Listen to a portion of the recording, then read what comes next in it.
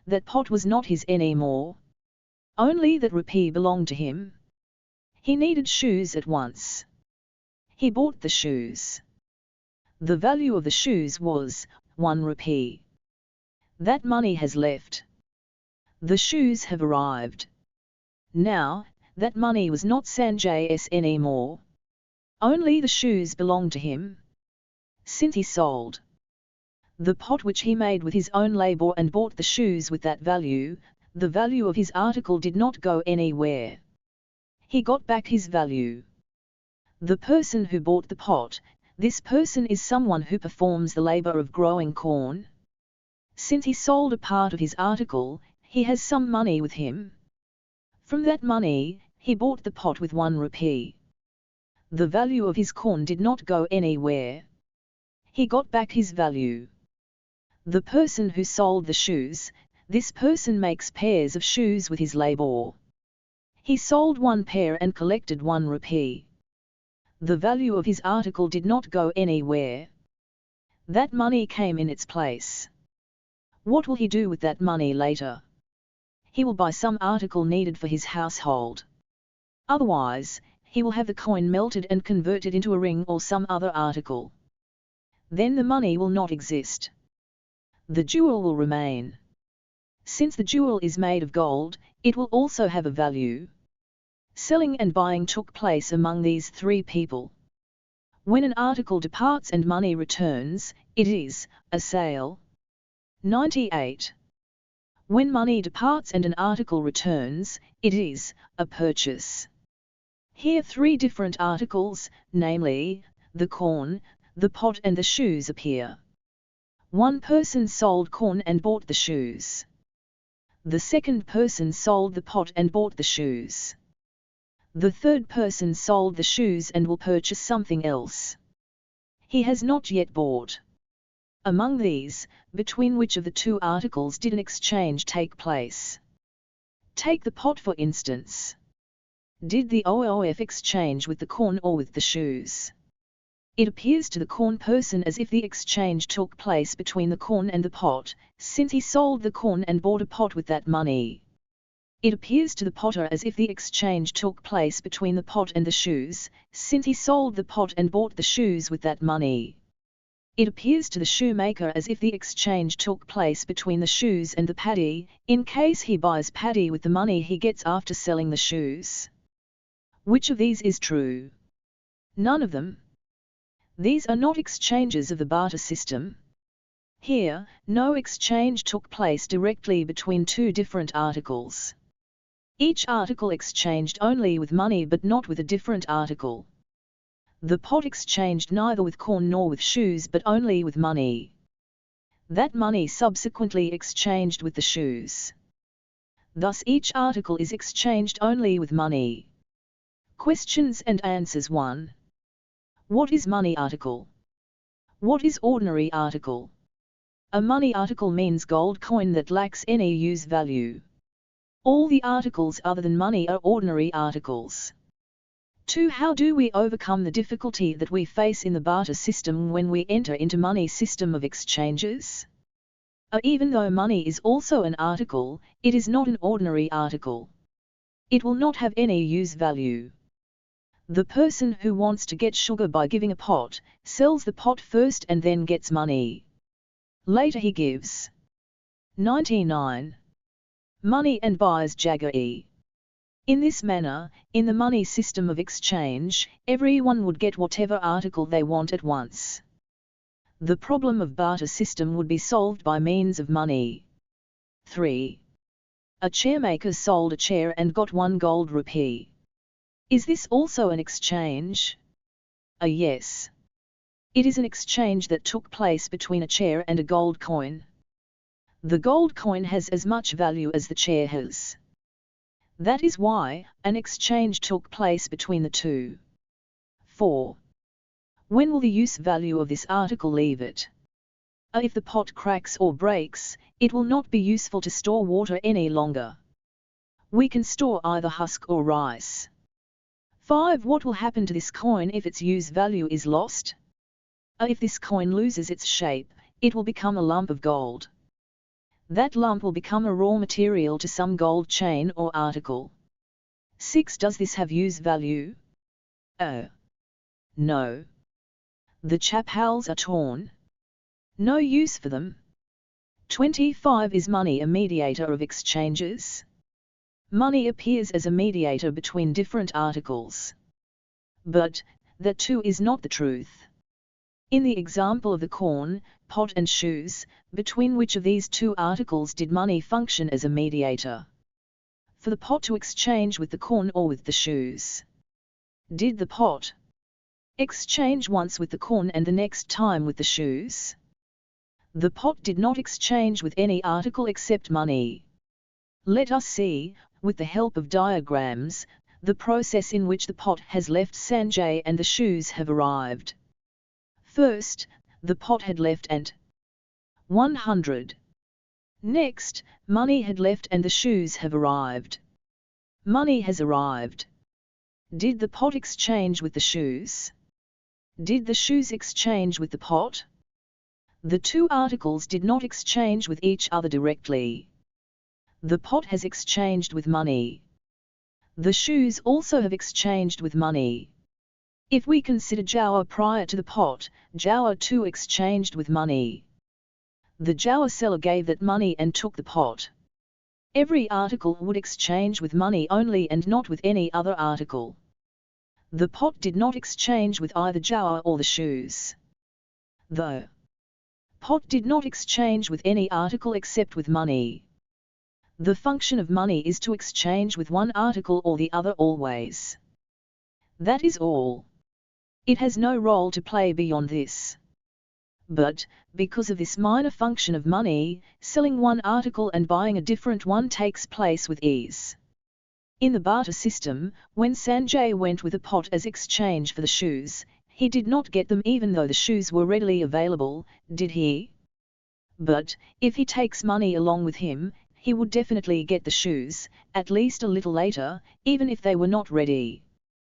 The shoemaker will say, "The shoes are not available right now. But I will make them soon and give you." Unlike in the barter system wherein he says, "We don't need the pot now," he will not say now, "We don't need money now, I want to give you the shoes." It means, when we go with money to buy something, the article on the other side will not be reluctant to undergo an exchange with money. Any article will come running for a relation with money. Money is the form of value for all the articles. This is the main 101 feature of money. We will see about this point in subsequent lessons in detail. For the present, we will see some points concerning money system. Some minor points concerning money. Because of money system, new words like selling, buying, price and commodity would originate. Articles that are ready for sale are commodities. Because of this, it is clear that these articles are meant only for sale. When we make a pot and use it for our own need, then it is not a commodity. If we cook rice at home, it is not a commodity. If we put them for sale, they are commodities. After the sale, they will again be articles. When we buy a commodity outside and bring it for our own use, then again it is an article. Whenever we come across a word commodity, we have to remember that commodity means an article, but it is for sale. If there is no need to sell the articles after they are produced, we can use them immediately. But if it is necessary to sell the articles after they are produced, it is not possible to use them immediately. New articles will be ready. But many people will need them. Yet it is not possible to use them. Someone should sell them. Someone else should buy them. Only then those articles will go into consumption. Could we know the values of the articles that are not sold but used in the household? Yes, we could. This is how we could know, same kinds of articles are sold outside, aren't they? If the value of a pot sold outside is 1 rupee, the price of the pot in the household will also be the same, 1 it be. If it was sold soon after making, the pot would have earned 1 rupee, wouldn't it? In this manner, depending on the values outside, the value of the item not sold outside too could be understood. But, articles that do not enter into sale are not commodities. The question of their value does not arise. Does it mean that after the money system emerged, exchange of articles had stopped? 102. Not so. Whether in barter system or in money system, what happens is exchange of articles.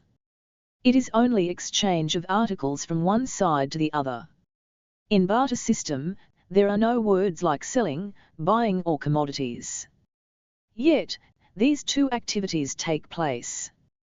When a pot is given and the shoes are accepted, and when this is seen from the pot's side, it is selling the pot and buying the shoes, even though these words were not in use then. If we see from the side of the shoes, it is selling the shoes and buying the pot. In the barter system, selling and buying take place in a single act of exchange. But in the money system, selling one article and buying a different article with that money takes place separately. If we give a pot and take money, it is selling of the pot. If we give that money and take shoes, it is buying shoes. In this manner, sales and purchases separate in the money system. Whatever happens in the case of the pot, the same thing happens in the case of shoes. The word value in the barter system of exchanges becomes price in the money system of exchanges. The word price indicates that the exchange took place by means of money. When an exchange takes place between a pot and 1 rupee, the price of the pot is 1 rupee. Likewise, if an exchange takes place between money and the shoes, the price of the shoes is 1 rupee. There are synonyms for the word price like cost and value. In the barter system of exchanges, we find the word value only. In the barter system, when a pot is given and the shoes are accepted, it is selling the pot and buying the shoes, isn't it? And in the money system, when a pot is given and money is accepted, is it the same as selling the pot and buying money? When money is given and the shoes are taken, is it the same as selling money and buying the shoes? Words like selling and buying are applicable to ordinary articles and not to money. In the case of barter system, ordinary articles exist on 103. Both the sides and hence these words could be used for those two articles. Selling one article is buying a different article. Likewise, buying an article is also selling another article. In the money system, however, the ordinary article exists on only one side. It is this article that is sold and bought. Money exists on the other side. Those words don't apply to money. When a pot is given and money is taken, one person sold the oot and another person bought the pot. However, it doesn't mean that one person sold money and another person bought money. Yet, there are also farcical things like selling and buying money. It happens when people want to give away one country's money and take the money of a different country. That is, when money exists on both the sides. At the moment, it is irrelevant for us. What we see here is regarding the exchanges between articles and money. Questions and answers 1. What is a commodity? Is it an article or not? It is an article. An article ready for sale is a commodity. 2. Is money a mediator of exchanges? No. It is a means of exchange. That is all. Its function is to exchange with commodities. 3. Once you went to a shop, gave 1 rupee and purchased 1 pencil. The rupee leaves your hands and the pencil comes into your hands. Have you understood what has happened there? An exchange has taken place between 1 rupee and 1 pencil. Earlier we were not aware of this term exchange. Now whenever we buy an article, we know that it is an exchange. 4. A man got into a bus to go to a village. He gave money for the ticket. He got off the bus when it reached that village. Between what things did the exchange take place? An exchange took place between the commodity called travel facility and money. 104. 5. A woman had high fever. She went to a doctor and received treatment. She gave money. Between what things did the exchange take place? Between the commodity called medical facility and money. 6. What is this? Value of a pot is a pair of shoes. 7. What is this? The price of the pot is 1 rupee. 8. What is this? The price of the chair is 10 rupees. 9. What is the difference between a 1 rupee coin and a 10 rupee coin? The 10 rupee coin contains gold worth 10 times more than the 1 rupee coin. 10. Is the pot the price of a rupee? No. Money does not have price. Ordinary articles have both value and price. If we get an article in exchange for another article, it is value. If we get money, it is price. Money exchanges with ordinary articles, but it does not exchange with money. If a rupee exchanges with a pot, then the pot will be the value of the rupee. 11.1 rupee, the price of 1 rupee. Rupee does not exchange with rupee. A rupee is neither the value nor the price of another rupee. 105. 26. Money is the value form of all the articles. Now we will see the most important feature of money. Though there are several differences between the barter system and the money system, the main difference is in respect of the value form. In the barter system, when there is an exchange between a pot and the shoes, one must see the shoes to see the value of the pot. And one must see the pot to see the value of the shoes. The values of the pot and the shoes are equal. Yet, the forms in which those values appear are not the same. Each article has its own value form. Those values appear in the form of different articles. Even if we consider the same kind of articles, their values do not have the same form always. If 10 pots of the same kind are set for an exchange, all of them will not exchange with shoes only. They will exchange with different articles. Therefore, the value form of one pot will not be the same as that of the other pot. But in the money system of exchanges, the value form of a given article doesn't belong to that article itself. Every article has to exchange with money, mustn't it? Even if there are 1,000 types of articles in the society, the owners of those articles do not exchange them by means of the barter system. They exchange them only by means of the money system. The values of all the 1,000 articles ought to appear only in the money form. Value does not exist in any other form. Value of the pot, some money. Value of the shoes, some money. Value of the paddy, some money. Value of the chair, some money. The value of any article is some money. One must see the money to see the value of any article. Therefore, money is the value form of all the articles. If we know only two things, namely, that money means gold.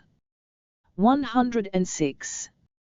Coin and it is also an article, it does not mean that we have fully understood what money is. An article becomes money owing to its chief characteristic, namely, that it has the right to exchange with all articles. Since the value of an ordinary article appears in the form of money, money is the form of value of all the articles. Pot equals shoes. Pot equals 1 rupee. In terms of value calculations, these two are same. When a pot is exchanged with the shoes, the value of the pot is the pair of shoes, isn't it? Similarly, when exchanged with a rupee, the value of the pot is 1 rupee. Value means labor, isn't it? This means, the money that we get when we sell an article belongs to the total labor necessary to make the article. To be brief, money belongs to the total labor. It is the sum total of both old and new labor. Whose is that total labor?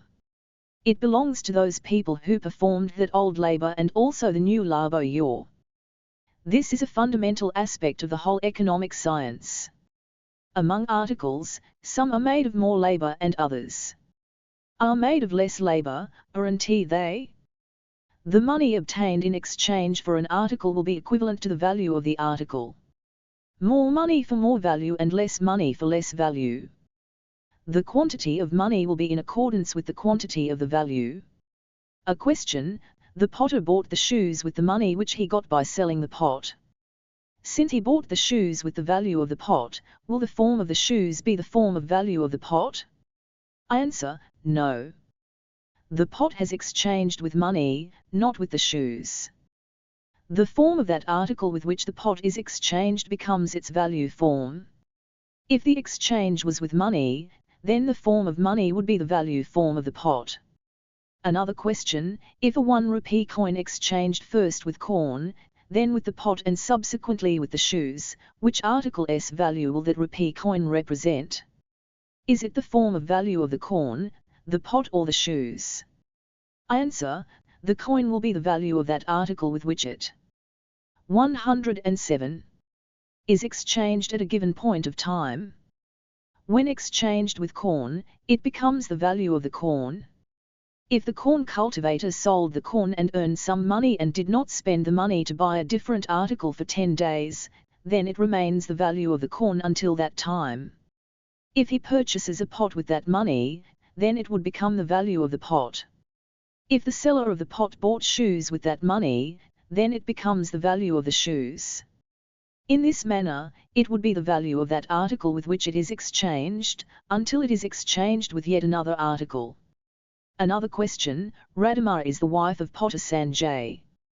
The 4 saris that she has had wore out. She needs 2 saris immediately.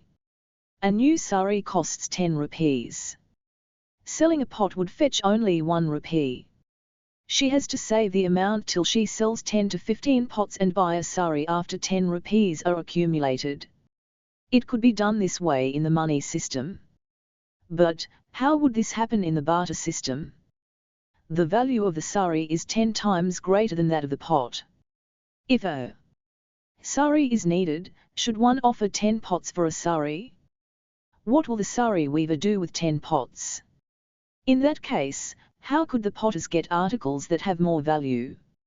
Answer: we have to imagine for ourselves what might have happened in those days. In view of this, it is clear that the exchange of articles in the form of money system is more convenient than in the barter system of exchanges. If the price of a small article is 1 rupee, then the price of an article whose value is double would be 2 rupees. The price of an article of half that value would be only half a rupee. We can divide money into any number of parts. We can add any number of parts.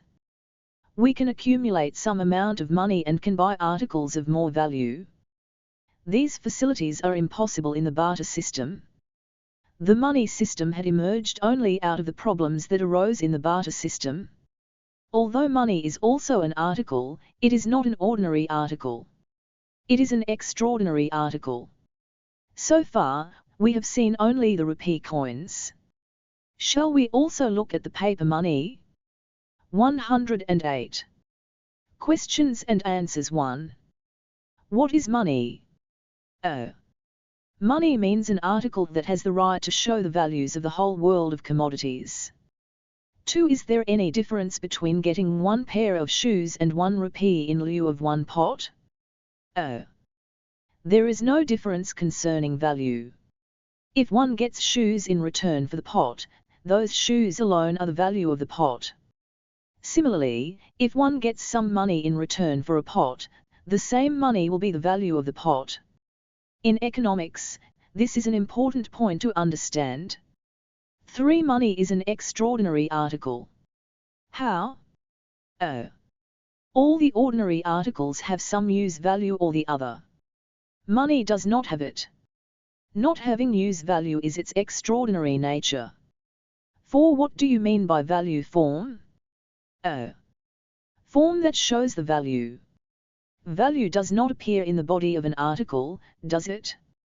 We have to see it outside in the form of another commodity. 5. What are these? Oh.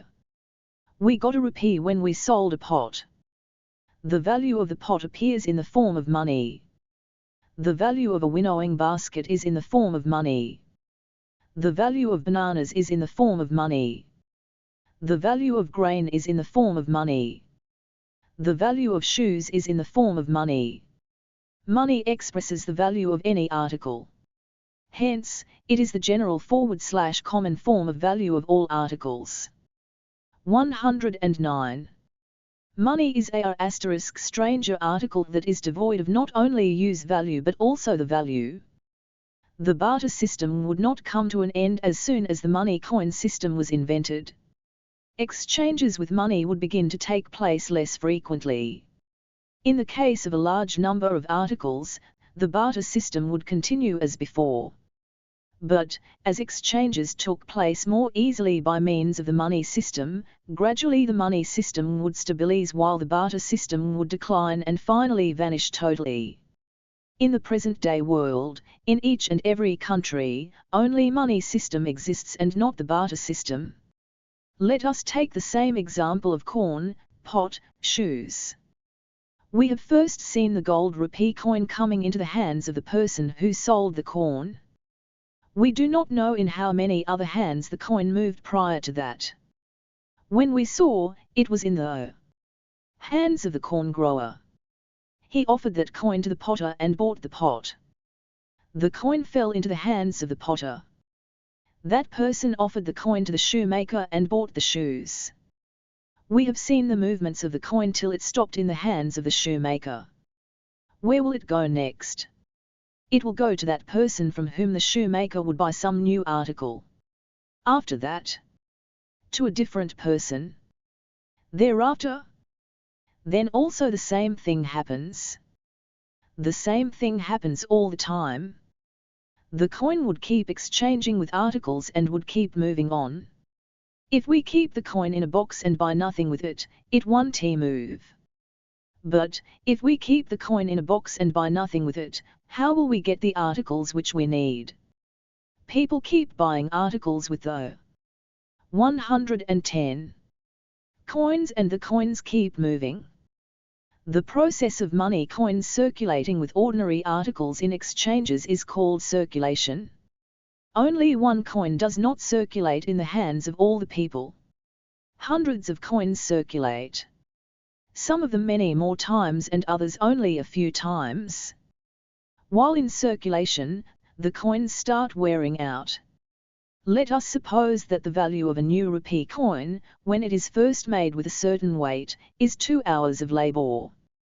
That coin would wear out a little as it gets circulated in and out of several hands, pockets, bags, and boxes. Because it is worn out, its value should diminish to some extent, shouldn't it? When a worn-out coin is offered, it should not earn articles worth as much as when a new coin is given, should it? But, even for a worn-out coin we get as many articles as we got earlier.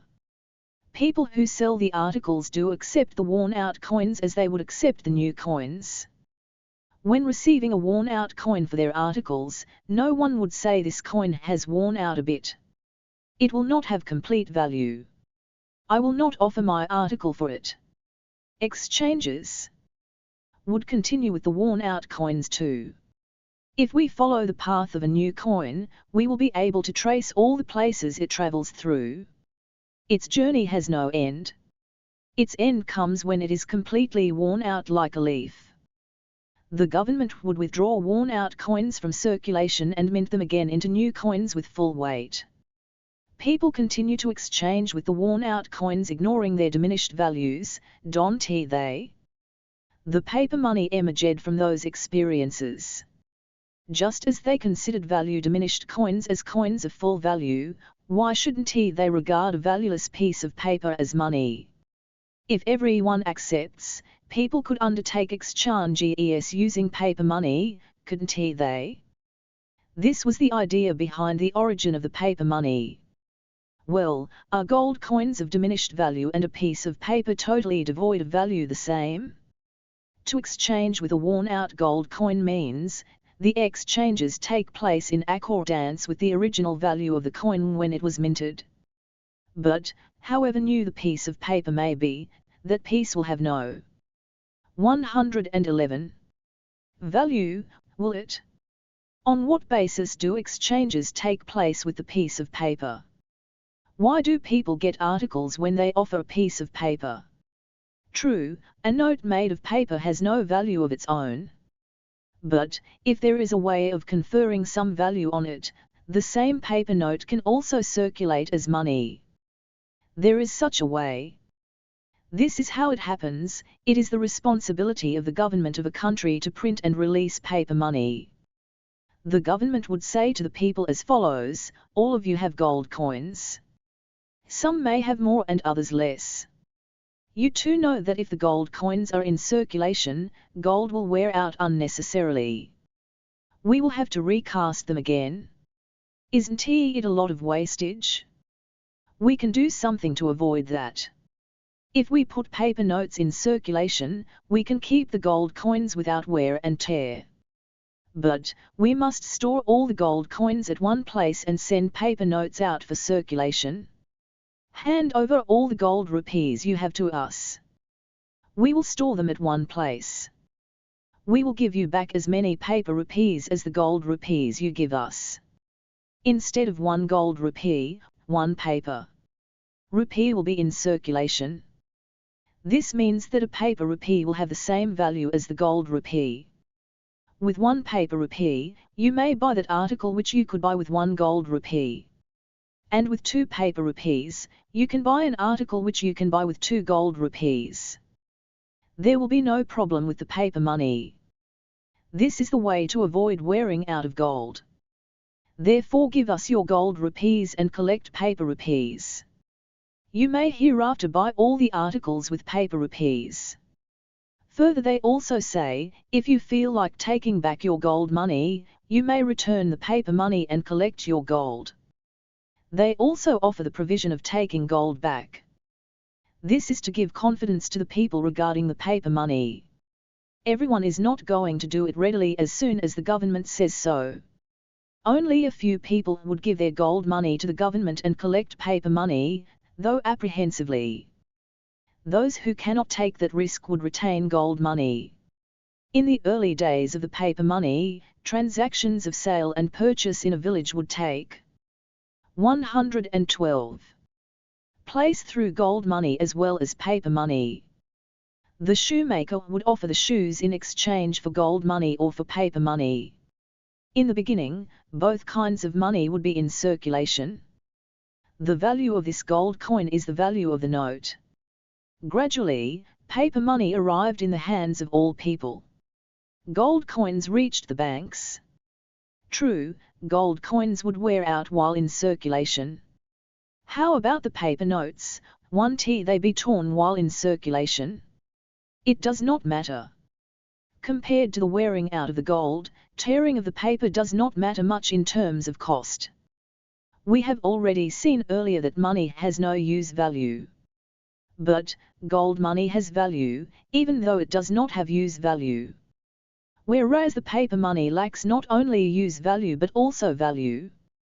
Paper money is a strange article devoid of any quality. Questions and answers. 1. Sanjay sold a pot. He got a rupee coin. He gave that coin to a shoemaker and bought shoes. The rupee coin has gone into the hands of the shoemaker. The shoemaker gave that coin and bought jaggery. The rupee has gone into the hands of the jaggery maker. In this manner, how many more people does this coin go to? It goes on and on till it is worn out.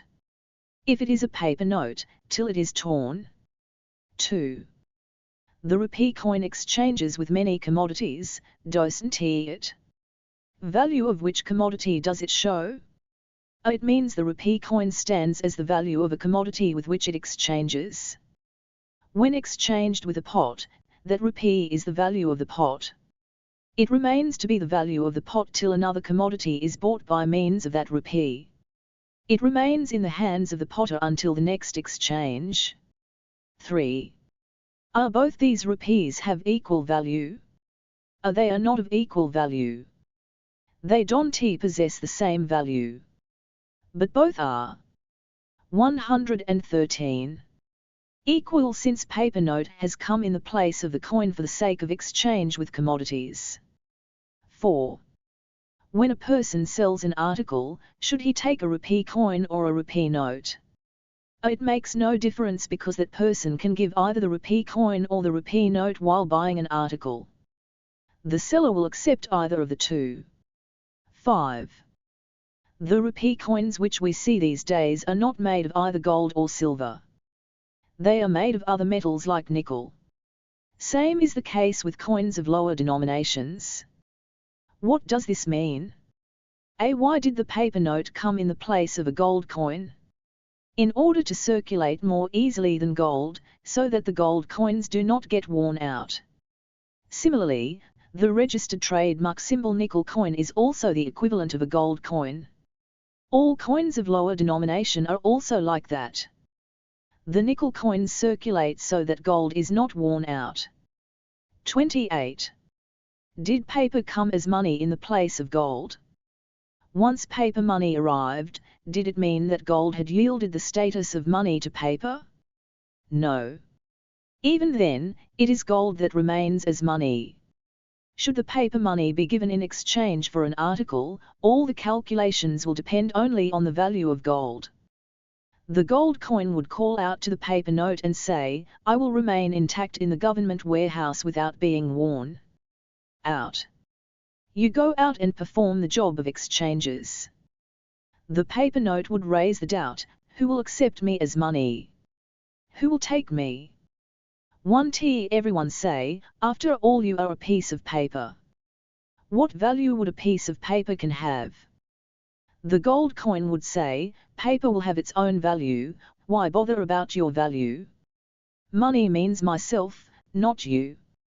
114. You are my agent. That is all. I am sending you out on a specific duty. You will circulate with my value. Your value has nothing to do here. You will quote my value. Understand? Yes, understood. All right. Though the paper note got down to the job with hesitation, the people duly honored it. The value of a pair of shoes is 2 hours of labor. When the shoemaker sold the shoes, 1 rupee paper note was earned. Does this mean that it took 2 hours of labor for the making of the piece of paper? No. That value belongs to 1 gold rupee, not to the paper note. Although devoid of value, the paper money circulates by claiming the value of the gold rupee as its own. The value that appears as the value of the paper rupee is actually the value of the gold rupee. If the paper rupee has to have the value of the gold rupee, the government has to follow a rule. Whatever be the number of gold rupees which it stores, it has to release the same number of paper rupees.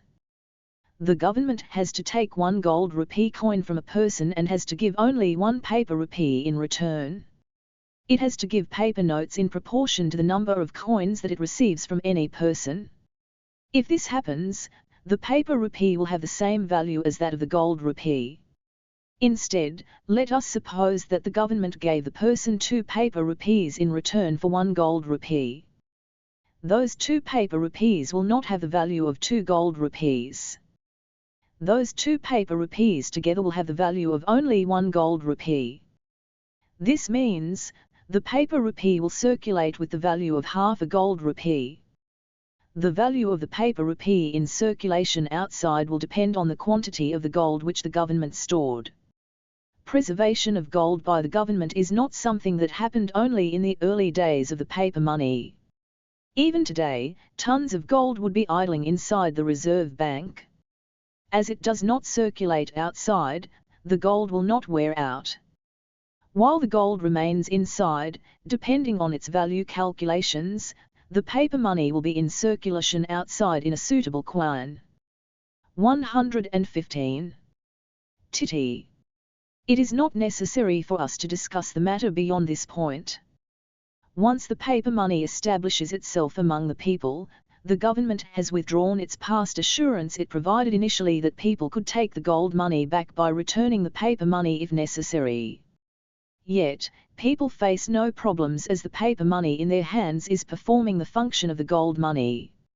If at all people needed their gold back, they could go to the gold shop and buy gold with the paper money they have. In every country, blocks of gold are preserved in the banks. Paper money equivalent to the value of that gold will be in circulation. The name of the money in India is rupee, isn't it? Likewise, the money of each country has its own name depending on the language of that country. The money in England is called a pound. The money in the USA is called a dollar. This is how it goes on. Selling and buying of articles take place not only within a country, but also between different countries. People of different countries sell and buy articles from each other. That is, they export and import commodities. They make calculations in terms of money for those exports and imports. But, when one country has to pay some money to another country, the first country cannot give its paper money. The currency of one country is not valid for circulation in a different country. That is because money originally is gold, isn't it? While keeping the gold here, sending paper to a different country is not the same as paying money. Therefore, to pay money to the foreign country, only gold must be sent. It is for this reason gold is world money or universal money. Payments between countries must be made only through gold. Hoarding of money. After the emergence of money, a strange practice called accumulating value begins. Here, recall the barter system of exchange. If we give a pot and receive a pair of shoes, selling of the pot and buying of the shoes take place in a single act. Selling at one time and buying at another. 116. Time do not take place separately. If we give the pot and take the shoes, we must use those shoes. If we give 4 pots and take 4 different kinds of articles, then we have to use all those articles. It is not possible to store some portion of the value of the pots without spending.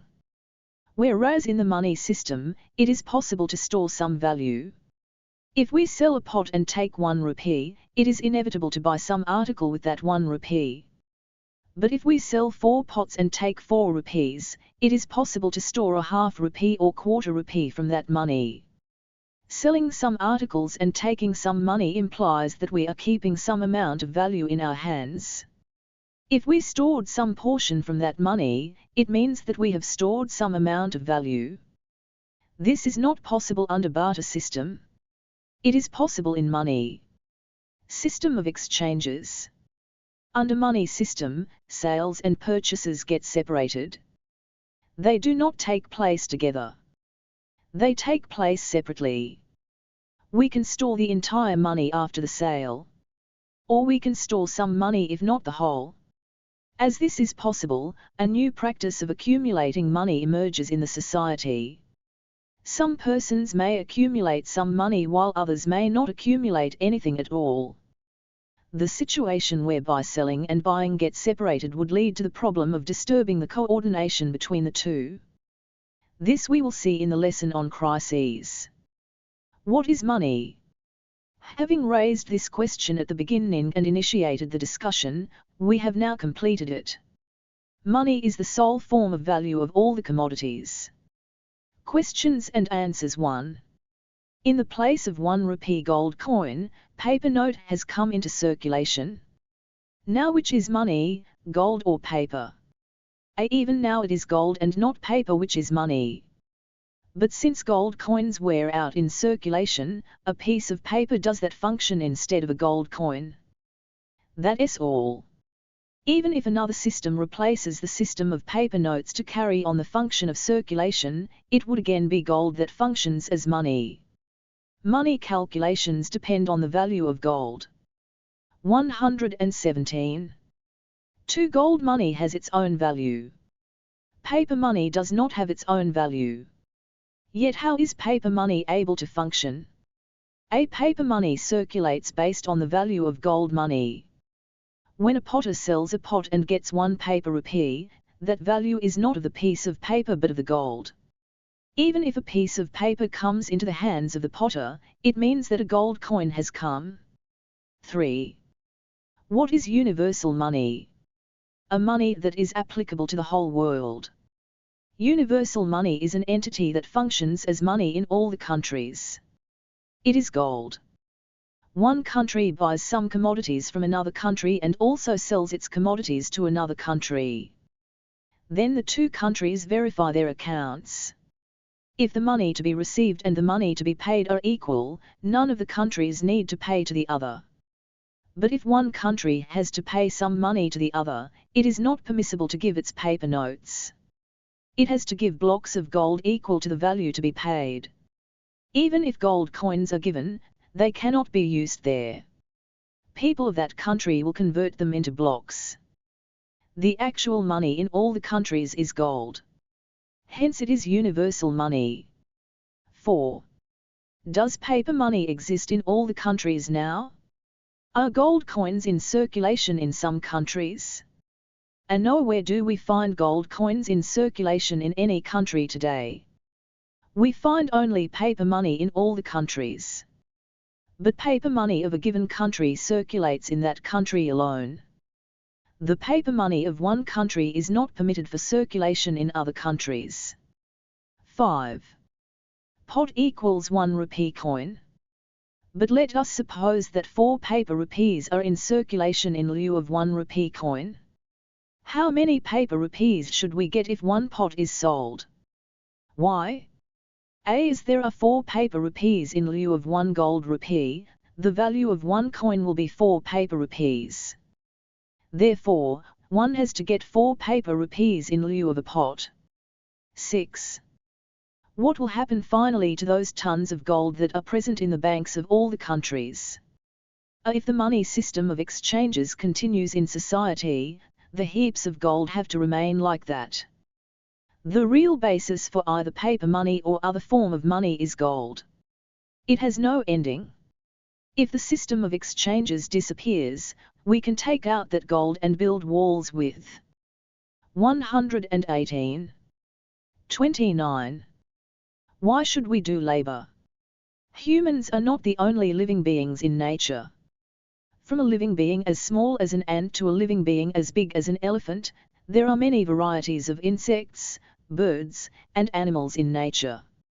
Some live on land, some live in water, and some live both on land and in water. Irrespective of where it lives, every living being needs food. However, no other beings other than humans perform labor for the sake of food. Other beings do not know how to perform labor. They live by eating grass, leaves, weeds and the like that are readily available in nature. Some animals live by eating other, smaller animals. Even though birds build nests in trees, or monkeys and apes dig out edible roots, those actions do not constitute labor. Every living being has some natural instincts. Those instincts will never change. The nests that the birds build or the behavior of other animals always remain the same. But, it is different with humans. Their body structure is different. Abilities like thinking and speaking are unique to humans. Yet, in the beginning, humans did not know how to perform any labor. They too used to eat whatever they could find in nature and roamed around naked, just like the animals. Gradually, starting with things like making bowls from clay, and sharpening rocks to use as tools, they learned all the things we know today, such as growing crops, weaving clothes, and building houses. They will continue to learn to do new things. Animals always remain the same. The ability to perform labor is a distinct characteristic of humans. To do any work, or to make any product, we have to start from things that are naturally available in nature. First, we need to make raw materials and tools. Then, we have to make other products using these. Animals like bulls, horses and camels are also useful in doing these things. But all these animals are tools.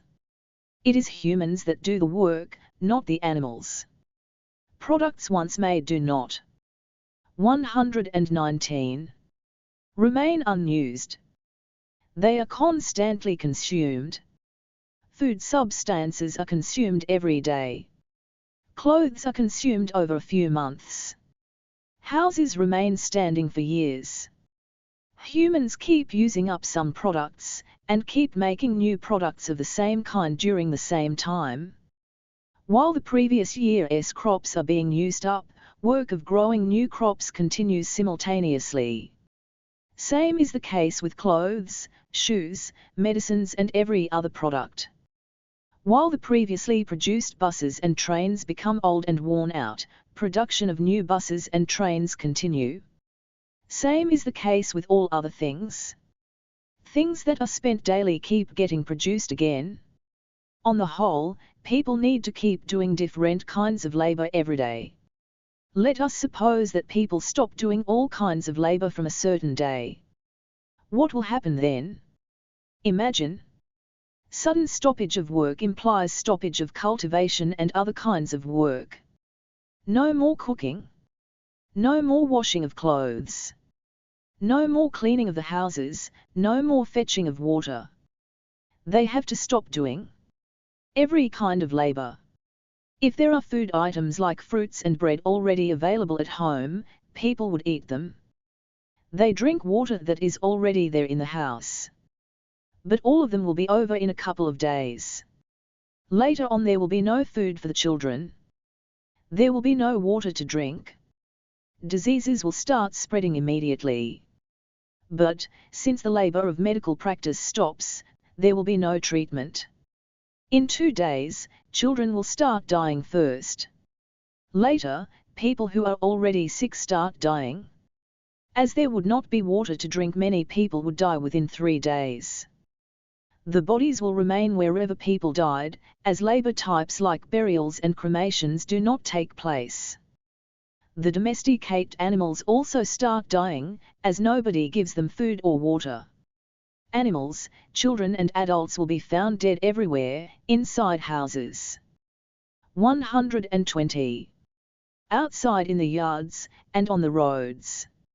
Unable to cope with the catastrophe, people who are determined to live at any cost run away into the forests. They will not be able to go to the forests on vehicles, since nobody drives any vehicles. Dragging their feet, they will reach the forests and eat if they find anything edible on the trees there. They will drink if they find water in the pools in the forests. They will roam like that in the forests for some time, starving from lack of food.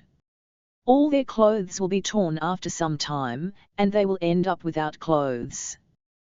Once they lose their clothes, they are like animals. Human animals.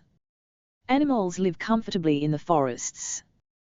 But the human animals cannot survive in the forests for too long.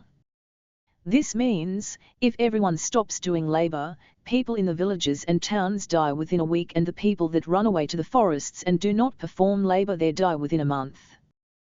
The entire human society will come to an end if labor ceases. Do you understand how necessary labor is for day-to-day life? Giving up all forms of labor will never be possible. Only thing that might be possible is to make changes to difficult labor and convert it into labor that is easier to perform. Labor is labor, even if it is easier to perform. It will never be possible for people to live without doing labor. Questions and answers. 1. Can human beings stop all their work and sit back to chit-chat happily? A yes, they can sit back without doing any work. But what do they chit-chat about? About newspapers? They won't exist. About education? It won't exist. About films? They won't exist. About politics? It won't exist. When there is no work, all talk would come to an end. Do you know how originally speech came into existence?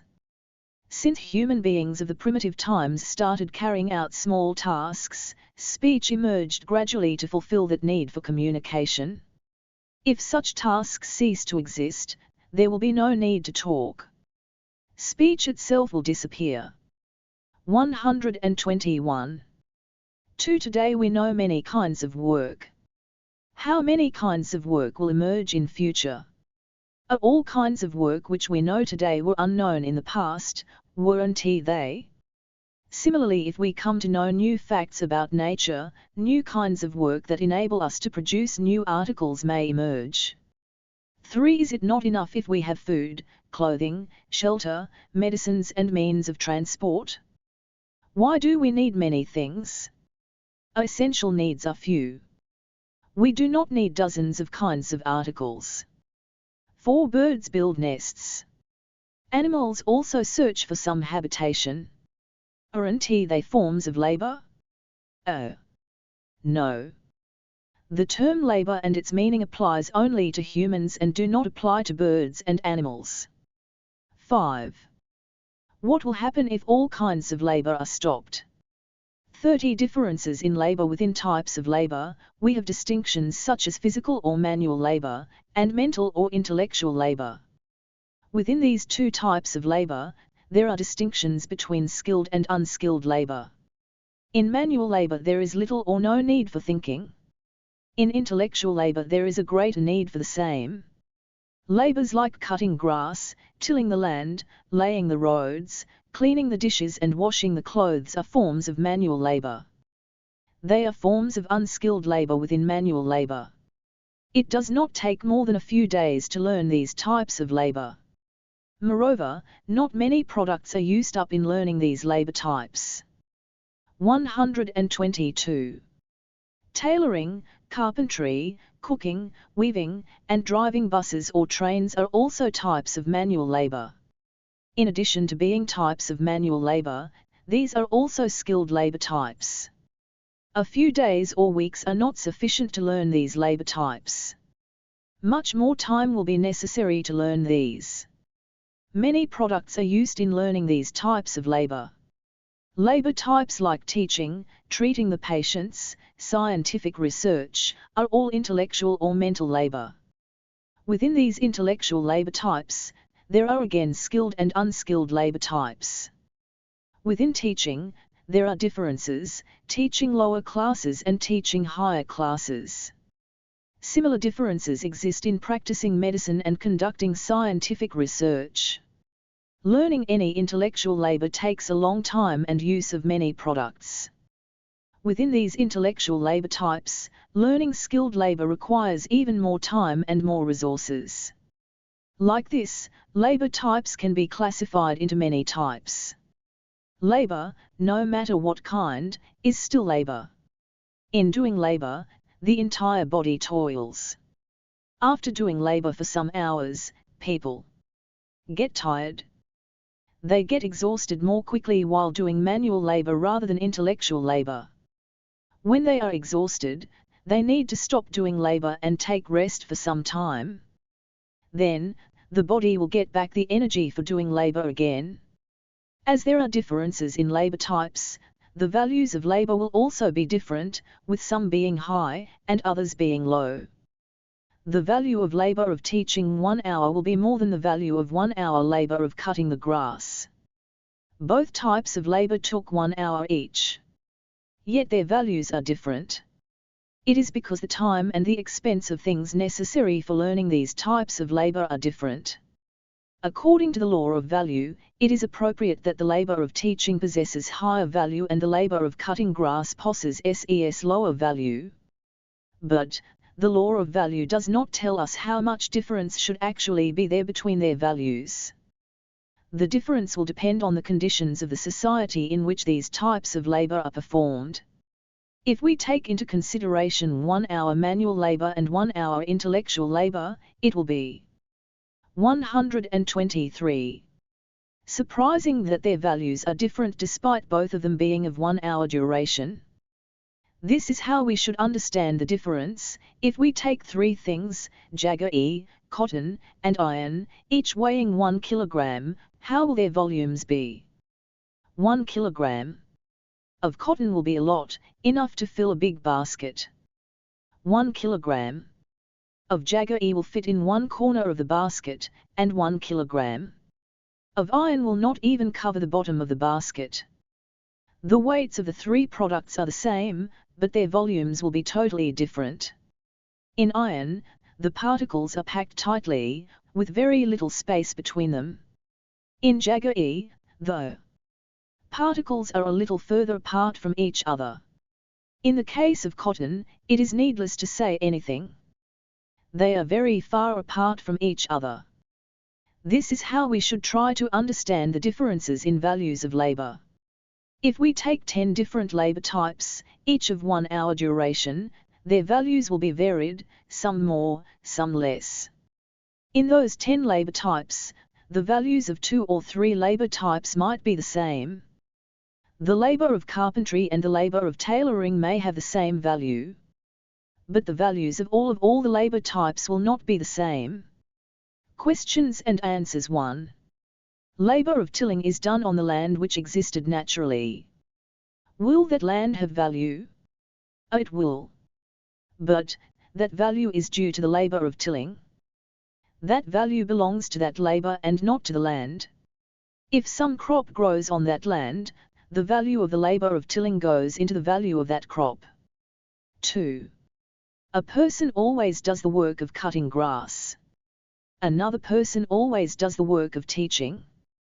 Which is physical labor? Which is intellectual labor? A cutting grass is physical labor. Teaching is intellectual labor. 3. Can a grass cutter teach? Can a teacher cut the grass? If they learn, they can do anything and everything. A person who performs intellectual labor can learn physical labor in a very short time. It takes longer for a person who does physical labor to learn intellectual labor. If various kinds of labor are taught from a very young age, it would be very easy to learn another kind of work for a person who does a particular type of work. 124. 4. What is law of value? It is the law which explains the rules connected with value. One rule is that exchange takes place between equal values. Another rule is that the value of intellectual labor is higher than that of physical labor. All the rules related to value are part of law of value. 5. How much higher the intellectual labor is than the physical labor? 2 times, 4 times or 10 times? A law of value simply explains that the value of intellectual labor is higher than physical labor. It does not tell us how much higher it should be. If the gap between the two is very wide, a lot of injustice is done to physical labor. The extent of the gap depends on the nature of labor relations in a given society. We have not yet seen these labor relations. 6. Is the gap between the value of physical labor and the value of intellectual labor necessary? Is it right? Can there be the same value for all kinds of labor? If all kinds of labor have equal value, no one will not cannot do such labor which involves more expenditure and longer duration. All people will select only such labor types which are easier and interesting to them. Then certain kinds of labor will disappear from the society. Certain needs will not be fulfilled. To understand this point we have to know many details. It is not possible here to elaborate. 125. 31. Value is labor, but labor is not value when an article is put out for sale. What is counted as the value of that article? It is the total labor necessary for making the article. That means it is the labor that becomes value. Then, does labor necessarily have value? No. If the article is not put up for sale, the labor will not have value. We have cooked rice and curries at home. They are prepared from the labor of cooking. Since labor has been spent in cooking the foodstuffs, does that labor have value? If it has value, we have to eat those foodstuffs only after paying for them. But it does not happen that way. Even though labor is spent on cooking, that labor does not have value. If the same labor of cooking is done in a hotel, that labor will become value, since the food in a hotel is put up for sale. It is labor alone that becomes value. But, when we speak of labor, it does not always mean value. If we understand this point, it will make the difference between natural and unnatural phenomena clearer. Conversion of labor into value is not a chemical action that takes place naturally. If we cook rice, it converts into cooked rice. If we mix water in flour, it converts into a lump. If you put a drop of buttermilk in warm milk, it thickens into curds. All these are the properties of the substances, whereas conversion of labor into value is not similar to such natural phenomena. Since labor means work, it will be easily known that it is not a substance. Value is also not a substance. It is a calculation. Calculation of time. We will see the calculation by which labor converts into value in another lesson. It is correct to understand that value means labor, but it is incorrect to understand that labor means value. If we understand that labor is value. 126. Every article should have value. Since every article is made of labor, it amounts to understanding that labor would necessarily have value or ought to have value. The pot is made of Sanjay's labor. According to the argument that labor means value, Sanjay's labor must convert into value. That is, if Sanjay exchanges that pot and gets another article, that article will be the value of the pot. He has to use the value of the pot but not the pot. What if he needed a pot? He ought not to make the pot. He should make some other article, give it to others and get the pot. We arrive at all sorts of meaningless inferences like these if we go by the argument that labor is value. The argument that labor means value is similar to the argument that tools also do labor. Those who are carried away by this argument do not understand the unnaturalness in such matters as exchanges, sales and value calculations. Labor converts into value only when it is exchanged. But, it is not obligatory that labor ought to turn into value. Labor is not value by nature. Questions and answers 1. An article is made of labor. Is that labor value? A coming to square 1. Has an exchange of that article taken place? Only if an exchange takes place, that labor will have value calculation. 2. A shirt is made. Its exchange has not taken place. Yet, can't we calculate the total amount of labor that was done for it? Why do we want the calculation of total labor? What do we need to make a shirt? A certain quantity of cloth, thread and some buttons. Specific tools. Some hours of tailoring labor. We need details of this kind. Why do we need calculation of total labor? Calculation of total labor is necessary only if it is meant for exchange. 3. Is digging labor value? We don't know whether this labor is done for personal use or for an exchange. 127. 4. I cook my food myself. I wash my clothes myself. Can these activities be called labor? They can be called labor. But the work of eating the cooked food, or wearing the washed clothes cannot be called job. 6. Friends went up the hill for trekking, wandered there for quite some time, engaged in chit-chat, got tired and returned home. Is the whole thing labor? No. They might be tired. But it does not amount to performing labor. 8. How to decide which is labor and which is not? The work of making articles and the work of satisfying needs will constitute labor. Work done for one's own bodily health is not labor. Natural body processes are not labor. 5. Is this labor? 32. How does labor turn I into value? M. Let us consider a new shirt. With what labor was it made? We have to see only that labor which was done on the raw materials of the shirt. What is the raw material for the shirt? Cloth. What is the labor that was done on the cloth? Tailoring. It means the shirt is made from the labor of tailoring. Several types of past labor are also present in the cloth. They are not relevant here. If we watch tailoring while it is being done, it would be clear what sort of work is going on. That labor has a form. We can see it because it has a form. If we look at a shirt that is ready, we can clearly see that the labor of tailoring was done in order to make the shirt. What labor is a chair made from? Carpentry. If we look at 128. The chair, that labor appears to us. What labor is a book made from? Printing. If we look at a book, that labor will appear.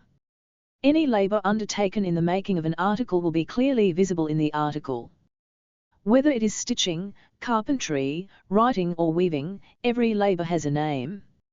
If someone drives a cart, it is the labor of driving. If someone teaches, it is the labor of teaching. Each labor is a concrete labor. Each labor has a name. Each labor has some specific characteristics. Every article is made by some concrete types of labor.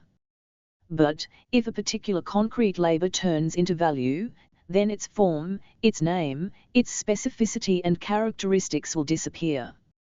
It becomes an abstract labor. This is how it happens. Let us consider three types of specific labor: agriculture, weaving, and tailoring. Let us also calculate the durations of time during which those types of labor were carried out.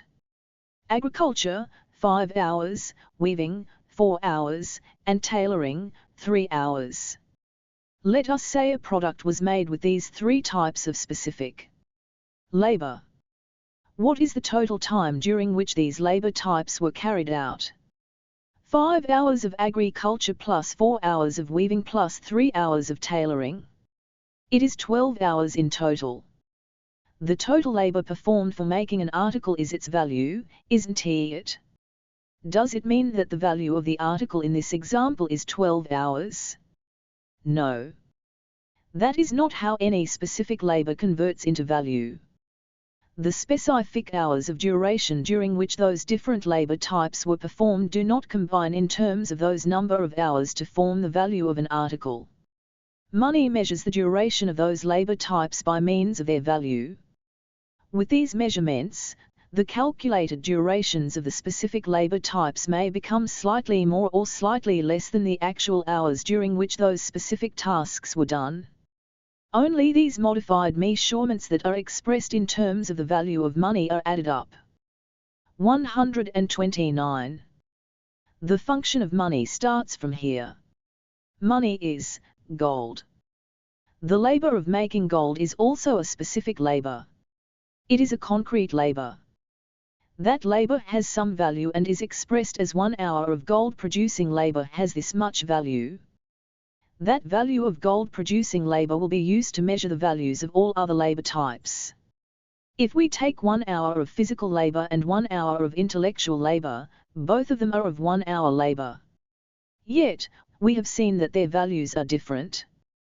The labor of money measures the values of these different types of labor by means of the money value of its value. We have to understand this by comparing it to the weights used in a weighing balance. The weight used in the weighing balance has its own weight. Let us say the weight of that weight is 1 kilogram. Near that balance, we have three different substances, namely, cotton, sugar and flour, which are waiting to be weighed. The cotton is in a big sack. But when it is placed in the balance, it does not even weigh 1 kilogram. The flour is in a small bag. When it is placed in the balance, it weighed 1.5 kilograms. The sugar is much smaller than the flour bag, a small cube wrapped in paper, but it weighed 2 kilograms. There is no connection between the weights and sizes of any of those materials. A big sack of cotton weighs less. A small cube of sugar weighs more. If we take the same material, more quantity will mean more weight, and less quantity will mean less weight. For the same material, there will be a direct relation between its volume and weight. But, if you take different materials, their weights will not be the same if their sizes are equal. Their sizes will not be equal if their weights are equal. It is exactly the same with values of different kinds of labor. There will be no relation between the durations of different kinds of labor and their values.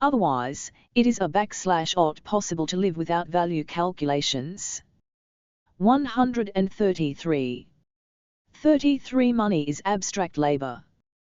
We have taken an article made of 3 different kinds of labor. We have mentioned them as follows: agriculture labor, 5 hours. Weaving, 4 hours. Tailoring, 3 hours. If these durations add in this way, the total labor will be 12 hours, isn't it? But, labors do not add like this. First, the rupee coin has to measure the values of the labors. The concrete labors turn into those units of value which are based on the value of the labor that makes gold. Let us suppose that those 3 labors turn into values as follows: 5 hours of agricultural labor turned into 3 hours of gold labor. 4 hours of weaving labor turned into 2 hours of gold labor. The 3 hours of tailoring labor remain 3 hours without any increase or decrease, since its value is equal to the value of gold labor. After those 3 concrete labors converted into value hours, the total of the converted labor will be 3 plus 2 plus 3 equals 8. If those concrete labors add up according to their duration, it would be 12 hours. But, it became 8 hours since it converted into value hours. This is the duration that turned into value. The value of 2 hours labor which thus converted is 1 rupee. Accordingly, value of 8 hours labor is 4 rupees. Which means, the value of the article which we took as an example will be 4 rupees. In the beginning we did not consider means of production necessary to make that article. Now we have to add the value of those means. Let us suppose it is 2 rupees. If we add that 2, the value of the article will be 4 plus 2 equals 6 rupees. The first 3 labors that made the article have forms, names and particularities. But, they converted into value calculations because the article left for sale. All the labors which made the means of production have already converted into value earlier. After their conversion into value, the value of the article is 6 rupees. Value is labor. But, now, that labor is neither agricultural labor, nor weaving labor or tailoring labor. It lost all its actual concrete forms. Now it is abstract labor. That is labor without form. It will simply have size or 134. Volume such as 1 hour, 2 hours, or 5 hours. Thus it will simply have quantity. We cannot say what kind of labor it is. It will not have any name or location. We have seen that gold rupee, by means of its value, measures every concrete labor that was performed to make articles. The fact that a gold coin has been made implies that its value too turned into an abstract labor. The same unit of value measured the values of other labors. The price of a new shirt is 10 rupees. What does this money tell? It tells that the value of raw material, the value of tools and the value of tailoring labor combined together and formed into so much amount of money. Question: what are the elements needed to make a shirt? This question has 2 types of answers. To answer from a use-value perspective, we need certain specified raw materials and certain specified tools. We need certain number of hours of tailoring labor. With these elements, a shirt is made. To answer from a value perspective, we need 10 rupees. A shirt is made with so much value. What do we see when we look at a money coin or note? It is value. Value means labor. Money means labor. What kind of labor? Labor that produces gold. 1 rupee, whose value is this? It is the value of a lump of gold which is present in that rupee coin. If we look at the rupee coin, labor that made gold is seen and not other kinds of labor. If we give a pot and take 1 rupee, then that rupee would be the value of the pot. But we cannot see the labor of pottery in that rupee. Let the rupee coin stand as the value of any article, the value of the labor of gold alone appears in that value. The labor that made a given article does not appear in a rupee which stands as the value of that article. But the entire value is labor. If it is 1 rupee, it is a little labor. If it is 1,000 rupees, 1,000 times more labor. Money is labor. Whatever be the quantity of money, labor will also be of the same quantity. What is that feature due to which money is performing the function of exchanging with other articles? It does so with an inherent feature called value. As money is also made of labor, it is able to play the role of a means of exchange.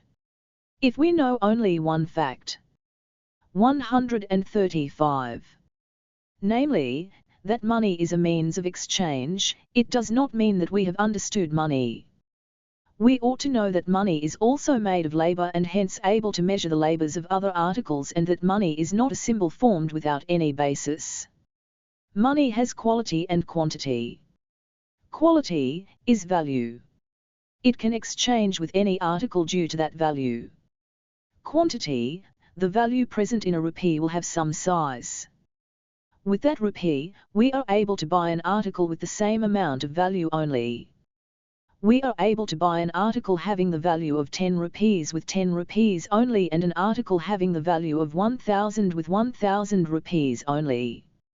The quality which money possesses can buy any article, whereas its quantity cannot buy beyond its limit.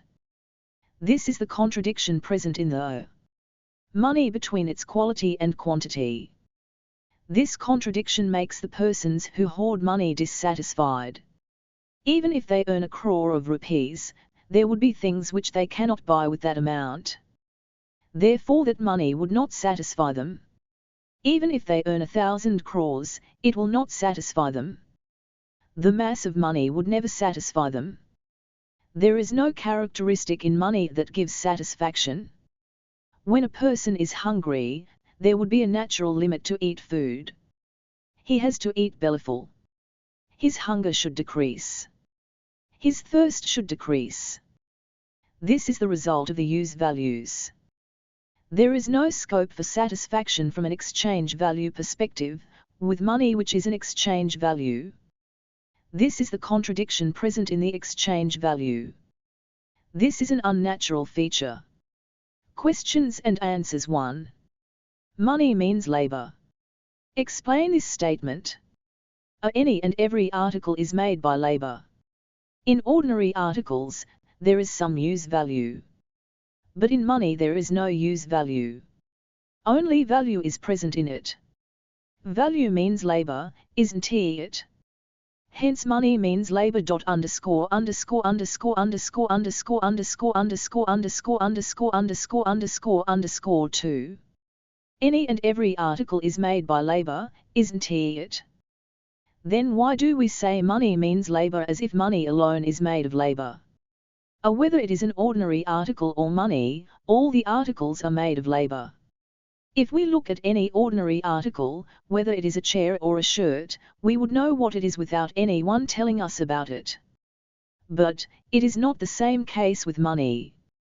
When we see money, we know about it to the extent that it is a means of buying articles, but do not know due to which feature it is performing that function. Money means simply value. Value means labor without form. 136. Many concrete labors are included in that abstract labor. Though all the concrete labors are in a changed calculation, the whole thing is labor. Hence, we must know that money means labor. 3. Money has a peculiar feature. What is it? Money means exchange value. It can convert itself into a use value at once. This means, we can buy any article by giving money. 4. There is a contradiction between the quality and quantity of money. Explain. Money can exchange with any commodity in the world of commodities. This is the quality of money. But when we speak of money, it will have some quantity. That has some quantity. That quantity cannot buy any or every commodity. 1 rupee can buy a commodity whose value is only 1 rupee and cannot buy a commodity whose value exceeds 1 rupee even by 1 paisa/penny. If we consider 10 rupees, that money cannot buy a commodity whose value is more than 10. Same is the case with 1,000 rupees or lakh rupees. There is a limit to the quantity of money. It means the quality of money has no limit. Its quantity is limited. This is the contradiction between the quality and the quantity of money. 5. Value is also labor, isn't it? Why does value not appear in the body of an article? Oh. Value is also labor, but it is labor which lost all its forms. When forms are lost, quantity alone will remain. How can an abstract thing appear? 6. 1. There be contradiction in ordinary articles which are not money? Any ordinary article will have use value only. Shirt for wearing? It does not have any other use value. The size of the shirt would be in accordance with its use value. Same is the case with the chair. Also the book. Substances like rice give the same kind of use value irrespective of whether it is less or more in quantity. Rice in large quantity would give only one use value in large quantity. In the case of ordinary articles, there won't be any contradiction between their quality and quantity. Same is not the case with money. Its quality can assume the forms of all the use values, whereas its quantity cannot secure every and any use value. We do not find such a contradiction in ordinary articles. The contradiction present in the exchange value is not present in the use value. 7. Just as tailoring labor appears in a shirt, the labor of coin making also appears in a rupee coin, doesn't it? How can it be an abstract labor? We see a shirt as a use value and use it as a use value. We don't see a rupee as a use value, but as a value. We use the coin as value only. Value is the labor which is a combination of several forms. Hence, it is the labor that lost the natural forms of labors. 137. 34. Human relations. Mean labor relations. So far we have seen products, their values, exchanges, money, etc. Hereafter, we have to see what human relations are. Human relations mean labor relations. If it is blood relations, ants, mosquitoes and all other beings will also have them. No being which is not human does any labor. It is humans who perform labor. It is human beings who live by doing labor and exchanging their labor. Therefore, human relations mean labor relations. If we look at the entire period since human beings started doing labor, those labor relations have been undergoing changes in various ways. It is necessary to know whether those changes are good or bad and how they have taken place. We are human beings.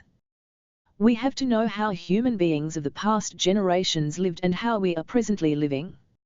It is the responsibility of human beings to know about their ways of life and relations that exist among them. It is that knowledge which humans should learn. We see many things daily. We are used to things as they appear irrespective of whether they are good or bad. We do not raise questions on any issue. All things appear the same. Everything that happens in nature or society appears to be natural. We watch the sun rising every day on one side. That is in the east. Do we raise questions such as, why does the sun rise in the east? Why does it happen daily? No, we don't. If we get that doubt, we will search for an answer. We will definitely get an answer if we search for it. But we think, that is the way it is. It is but natural and leave everything as it is without raising any. 138. Questions. The fact that we are not raising questions wherever necessary implies that we are not applying our thought. Daily we see beggars roaming in front of houses and also on the roadside begging for alms. Do we get questions such as, why do these people live under these conditions of misery? We are not like them, are we? What is the difference between us and them? No. Even those beggars do not get doubts such as, many people are not beggars. Why are we like this? They simply think, this is the way we are. We are very poor. We too think about them in the same manner, they are that way. They are poor, aren't they? That is all. At that point we think that we have understood the matter. But, we don't entertain questions like, who are poor? Why some people are poor? That is the way it is. It is natural. Whatever appears in whatever manner, it is natural. If we feel pity for the poor, we give some alms occasionally.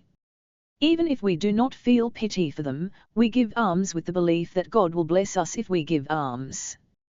At every opportunity that we ought to raise a question, everything appears natural to us and our life passes without any questioning. But there are many things which human beings ought to know. Human beings ought to learn to think properly about their lives. They ought to learn how to explore facts. Children, do you know who the masters are?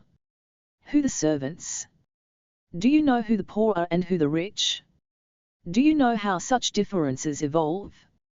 Now, we ought to know these things. Some human beings are the masters. Human beings who serve these masters are the servants. Masters are the rich. Servants are the poor. The rich people will have big houses, gardens, good food, good clothing, cars, education, arts and everything. The poor do not have any of them. They have thatched huts or houses with a single, cluttered room. They don't have good food, good. 139. Articles and good education. They don't have any amenities that enable them to live a little comfortably. Why human beings are so unequal? All are human beings, aren't they? Why are they not living at the same level? If these things are not known, it means that human beings do not know anything about themselves. We have to examine this aspect going back to the days of slavery. Children, do you know who the slaves are? Have you ever heard of this word? Have you read any book on slaves? All the poor people who lived hundreds and thousands of years ago were slaves. Human beings had passed through the stage wherein they wandered naked like animals in the jungle and learned doing various kinds of labor gradually. There were no inequalities of any kind for a long time among human beings. But gradually distinctions like slaves and slave masters had emerged among human beings. To understand why such distinctions began, we have to study histories of many countries. Let us not do all that here. It is true that distinctions emerged among human beings who did not have any such distinctions before. Therefore, it is enough if we know what those distinctions are. Human beings ought to do several kinds of labor for their survival, right? Those who stopped doing all those kinds of labor were slave masters. Those who were expected to do all kinds of labor for the sake of masters were slaves. Questions and answers 1. What should human beings know? About their lives and about nature. 2. Human relations mean labor relations. Explain. In nature, no living creatures except human beings perform labor. Other creatures live on the substances available in nature. But the same is not the case with humans. They eat substances available in nature, but also make many other things by doing labor. Performing labor is the characteristic feature of humans. Therefore, all the relations that form among human beings are related to labor. 3. What kind of relations did exist among humans when they were in a primitive stage unaware of doing labor? Human beings who lived in that stage unaware of doing labor were on par. 140. With animals. The relations among those humans were similar to those of animals. Like animals, they ate whatever was found in nature. 4. What is the relation between Sanjay, the potter, and Mira, the shoemaker? It is a labor relationship. They utilize each other's labor. Such a relationship is a labor relationship that exists between equals. 5. Who are masters? Who are slaves? The meaning of these terms is still not clear in this lesson. From this lesson, we simply know that masters are those who do not do labor and slaves are those who do labor junior. 35. Exploitation of labor had begun. Do you know what property is? A slave master would have some hundreds and thousands of acres of land. The question, how they got so much land, is irrelevant here. They got it. That is a fact. Even today we find rich people who possess huge lands, don't we? Ask these rich people, how did you get this huge land? They would say, our grandfather had given this land. Our father gave it to us. This is our family property. Ask them again, how did your father or grandfather get so much land? They would say, our grandfather and father worked very hard and earned that land.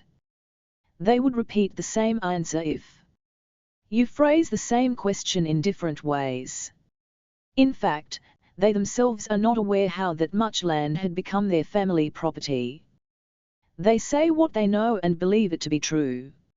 It is true that slave-owning families have been in possession of huge properties ever since slavery began. How does it sound if someone or even a family member shows a river or an ocean and says, this whole river is mine. This ocean is mine. This is my property. It sounds the same way if they say so with reference to land.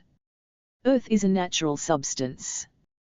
No human being has made it. Hence not even though. 141. Smallest part of earth cannot be somebody's property. Instead of saying as small as the leaf of a tamarind tree, it may be more appropriate to say, as small as the point of a needle. Human beings ought to live on earth only, don't they? They cannot live in the sky, can they? Therefore, every human being has the right to use earth for living. But, he ought to claim the earth by doing some labor of his own. It is not possible for just one or two people to take up certain kinds of labor. More number of people will have to do it collectively. Thus, for example, 10 people together can raise crops on a piece of land and then share the crops. All of them can build a few houses and live in those houses. In this manner, they can make use of the land to satisfy all their needs. In such a situation, the land would not be any particular person's property.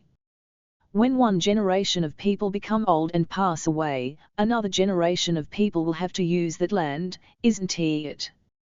Therefore, one should not misuse that land. No one should occupy it saying, this is my property.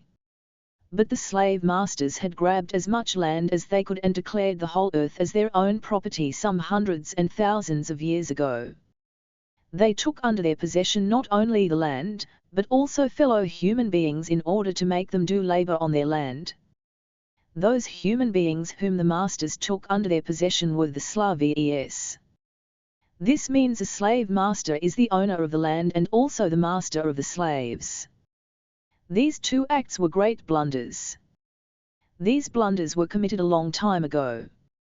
To make any article or to do any labor, the first thing that is needed is land. The natural substances which the land yields turn into raw materials and tools. For workplaces, houses, roads, for anything and everything land is necessary. Such precious land is a tool. A means that we get without paying any value. We may call articles products. Products are those which are produced. As land is a means to produce products, we have to call land means of. 142. Production. Slaves who produce products are producers. Occupation of both land and slaves by the slave masters as their personal property amounts to occupying means of production and producers.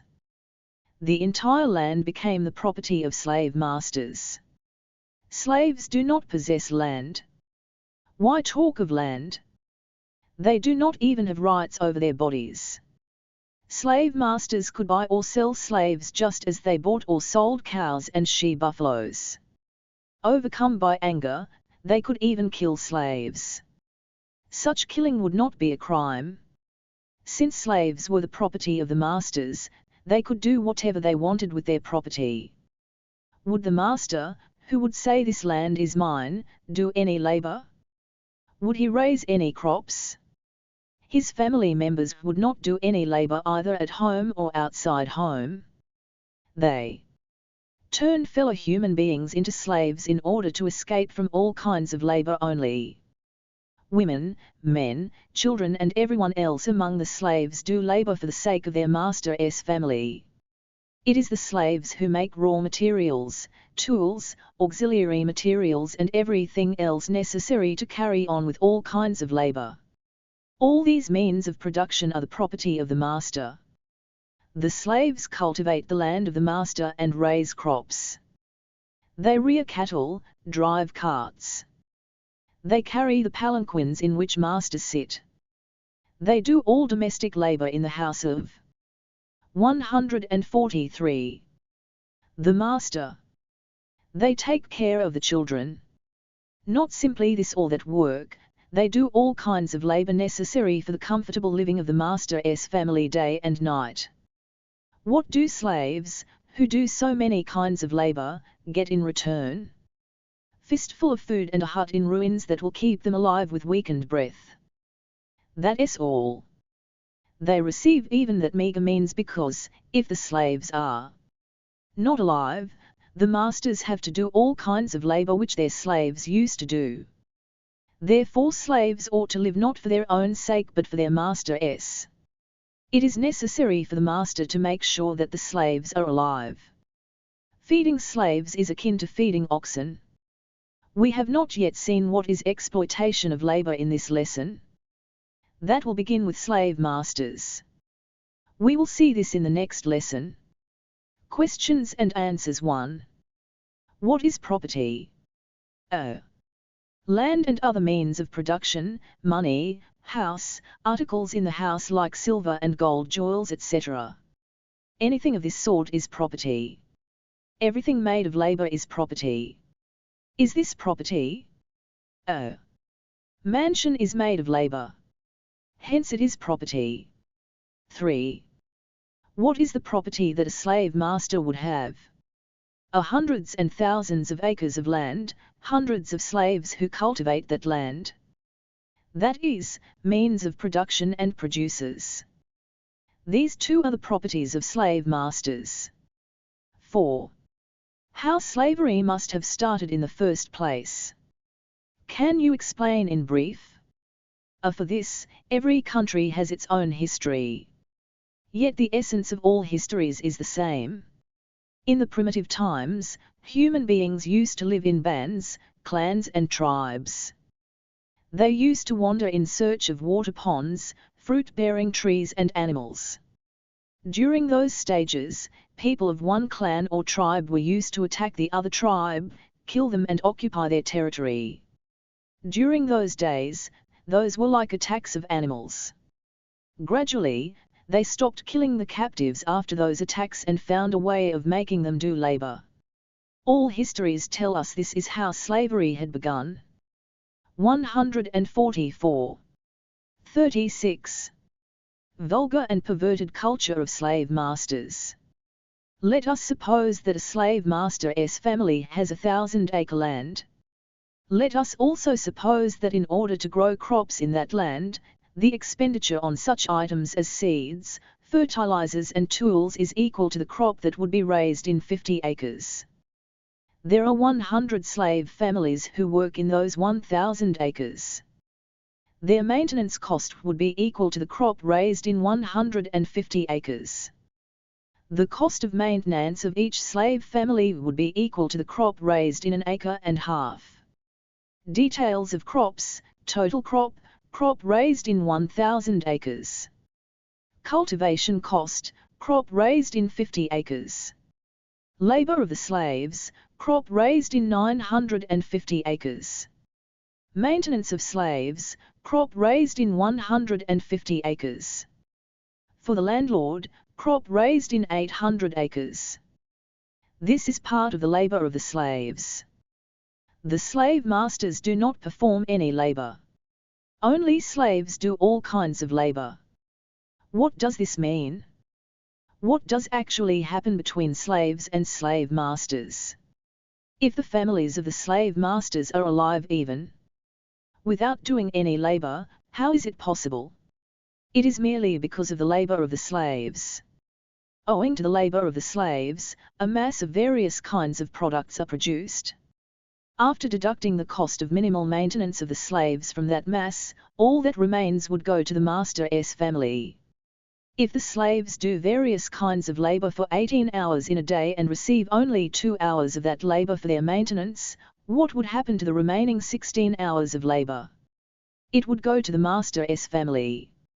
Let us suppose that slaves working for the master do labor for 18 hours a day and use articles produced with 2 hours of labor for their maintenance.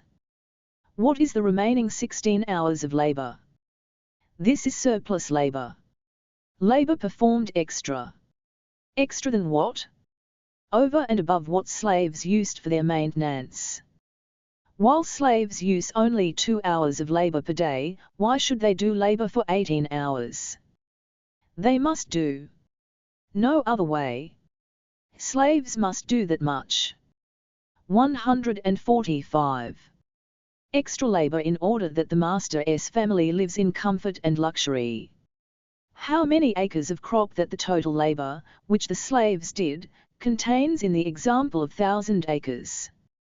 What they receive for their maintenance is the crop raised in 150 acres plus the crop that goes to the master's family is from 800 acres equals crop raised in 950 acres. What does this mean? This means the master is taking away a very large portion from the labor of the slaves. This is exploitation of labor of the slaves. This is exploitation of labor. This practice of exploitation of labor had started thousands of years ago during the period of slavery. All the families of masters lived on the exploitation of labor. Slaves live on their own labor.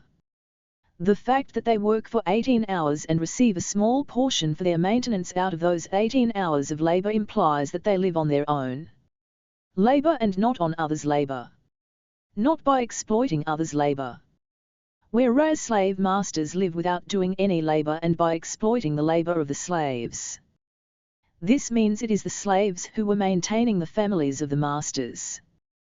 The slave masters, their wives, their children, their horses, dogs, foxes and everyone else lived on the labor of the slaves. But outwardly this appears to be just the opposite.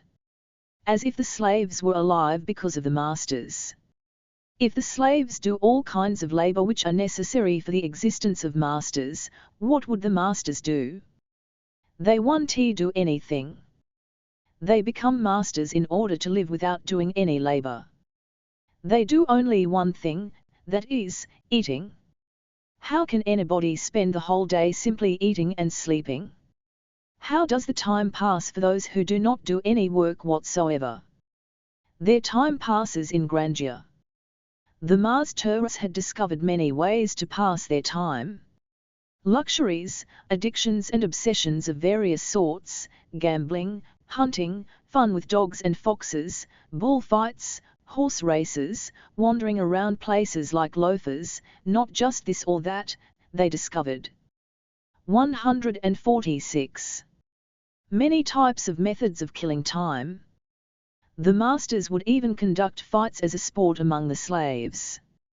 While the slaves stabbed each other with swords, bled and died, the men and women folk of the families of the slave masters watched the fighting and suffering of other human beings with great joy.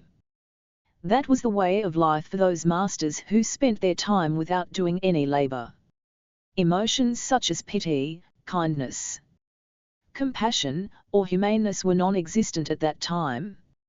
As far as the women of the masters' families were concerned, they had additional means of entertainment such as frequently changing dresses, ornaments, jewels, etc. On the whole, luxuries and vices would be the way of life of the families of slave masters. Such a way of life would become their culture. Luxuries, vices etc. had first emerged for entertaining the slave masters only. Questions and answers 1. Let us say, the land property of a slave master is 1,000 acres. It includes grain crops, fruit gardens, resorts, cattle and so on. We refer to fruits of various kinds of labor performed as grain. In order to carry on all kinds of work and raise crops in all the 1,000 acres, expenditure on the means of production would be equal to the crops raised in 50 acres. Does the entire crop raised in those 1,000 acres in a year represent the labor of slaves? Or whatever be the expenditure spent on such items as plows and seeds to raise crops in 1,000 acres would be the expenditure on means of production. The second portion that remains after deducting the expenditure of means of production every year, would be the labor of slaves. Although it 147 is the slaves who always produce means of production as well, that labor would always be past labor. After deducting the expenditure spent on means of production from the crops raised in 1,000 acres in a year, what remains is the labor of slaves for the current year. That would be the crop raised in 950 acres. 2. What do we mean by the fruits of labor of slaves? As slaves do labor, products are obtained. From the mass of these products, the expenditure spent on means of production necessary to carry on the relevant types of labor should be deducted. Then the remaining products are the result of slave labor. 3. Means of production such as spades, crowbars, plows are necessary to do the labor of cultivation. Whose expenditure is it? All those means of production are the property of the master. But it is the slaves who make those tools. All those were made due to the labor of the past slaves. While those means become old and unusable, the then existing new slaves would make them. But when we consider cultivation of a given year, the means of production used up are not made by the slaves working during that year. Slaves do labor with the means of production already made. Means of production will always be the property of the master. But they are made due to the labor of the slaves. 4. What is the relationship between a master and his slaves? It is the labor relations. It is the slaves who perform labor. It is the masters who live on the labor of slaves without doing any labor of their own. These relations are not the same as we find between Sanjay, the potter, and Mira, the shoemaker. 5. Do slaves have other names? As slaves serve the families of the masters, they are servants. As they perform all labors, they are laborers. As the entire production is carried out by them, they are producers. But these names do not express the condition of slavery. It is only through the term slaves, it will be clear that they are the property of the master. The terms servants, laborers and producers do not indicate the fact that they are the property of the master. Therefore, we have to call slaves as slaves. 6. Should we call the relations between slaves and masters as unequal labor relations? Such a mild expression is not adequate to express the nature of these relations. Slaves are the private property of the masters. One person is the property of another person. They are such cruel, mean and hostile relations. 148. 7. What is exploitation of labor? A living on others' labor without doing any labor for themselves. Exploiting others' labor. It means masters living on the labor of slaves without doing any labor for themselves. The fact that some human beings are able to live without doing any labor implies that they are exploiting others' labor. 8. The slave master does not do any labor. Slaves alone do the labor. If it is so, how can the relationship between slaves and their master be a labor relationship? Oh! Even if the slave master does not do any labor, he cannot live without using the articles produced on account of labor.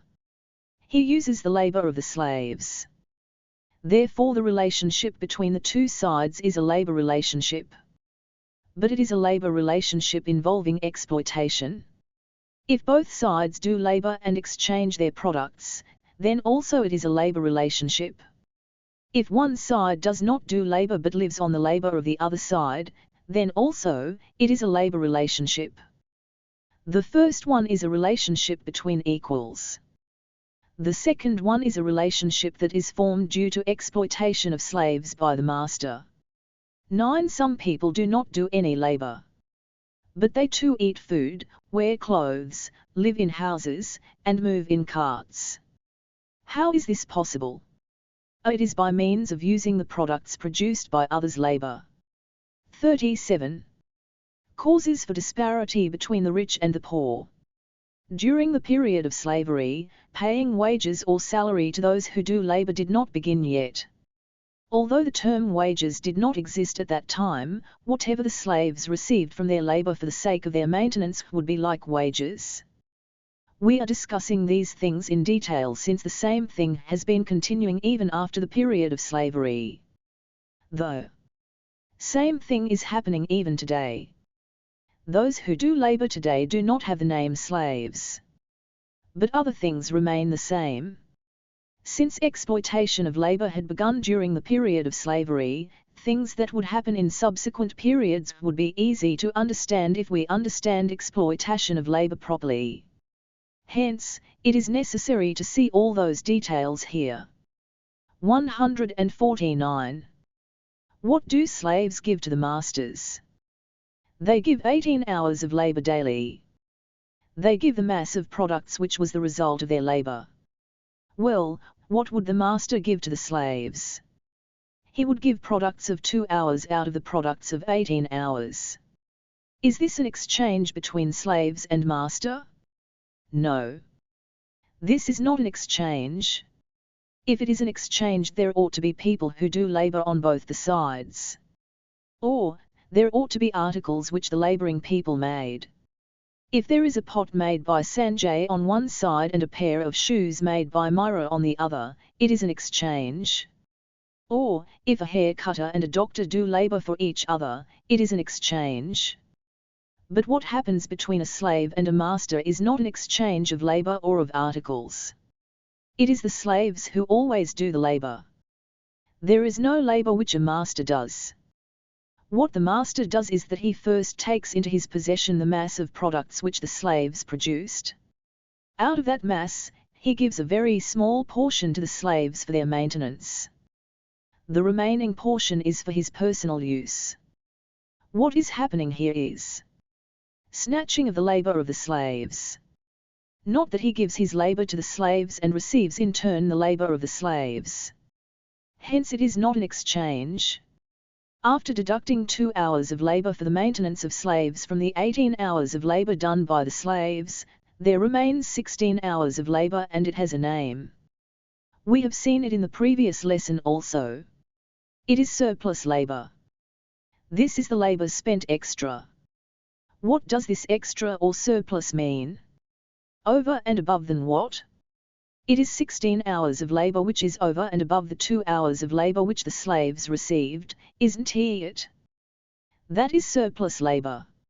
All the products that come from the 16 hours of surplus labor are the income of the slave master.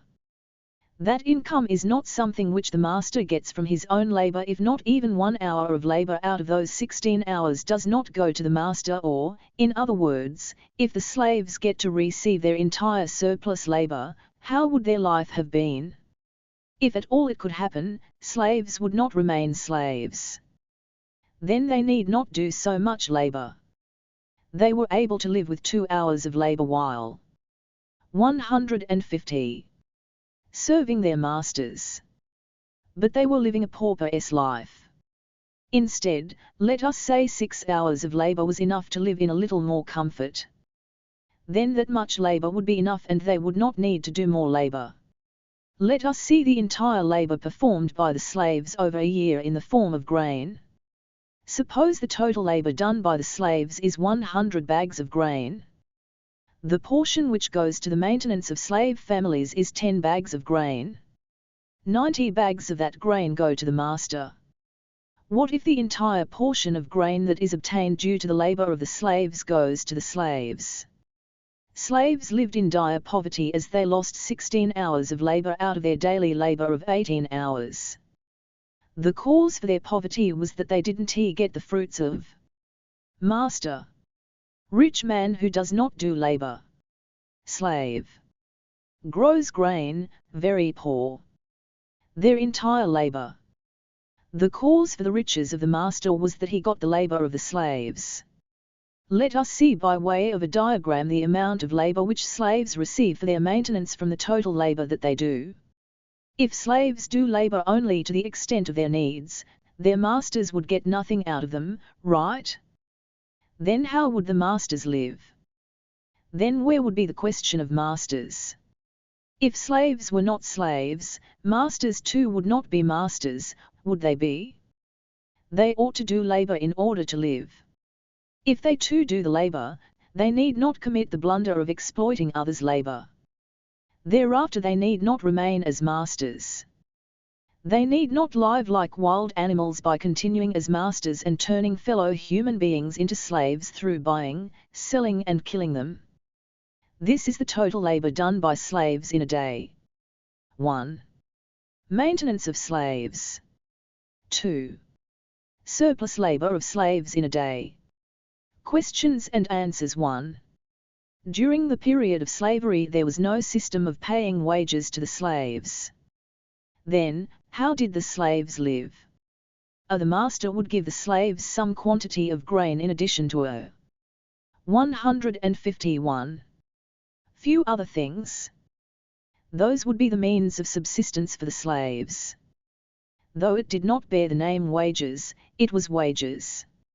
Since they received it, the slaves could survive at least for some time. 2. Is it an exchange that takes place between a slave and his master? No. If it is an exchange, there must be exchange of labor or articles between the two sides. Slaves give their labor daily to the master. Would the master in return give his labor or articles which he himself made? There would be nothing that the master offers. The master would take out a very small portion from the mass of products produced by the slaves and gives it for the maintenance of the slaves, because slaves would be able to do labor again only if they are alive. Hence whatever the slaves get for their maintenance, it is part of their own labor. Thereafter the entire remaining labor goes to the master. What happens between the slaves and the masters is not exchange of labor but exploitation of labor. 3. Were the slaves and masters aware of exploitation of labor that had begun because of the masters during the period of slavery? None was aware. Masters thought that the slaves were the property of the master. They thought it was their right to make slaves work for them. Even the slaves did not know more than that. But the masters were aware of their cruelties. Owing to those cruelties, slaves suffered terribly. 4. What is the cause for poverty and riches and wealth? Exploitation of labor. A slave would live very comfortably if he receives the entire product which results from his own labor. If he did not need that much of the product, he would cut down on the amount of labor he does. But what would he eat if he loses the major portion of his labor? He lives in poverty.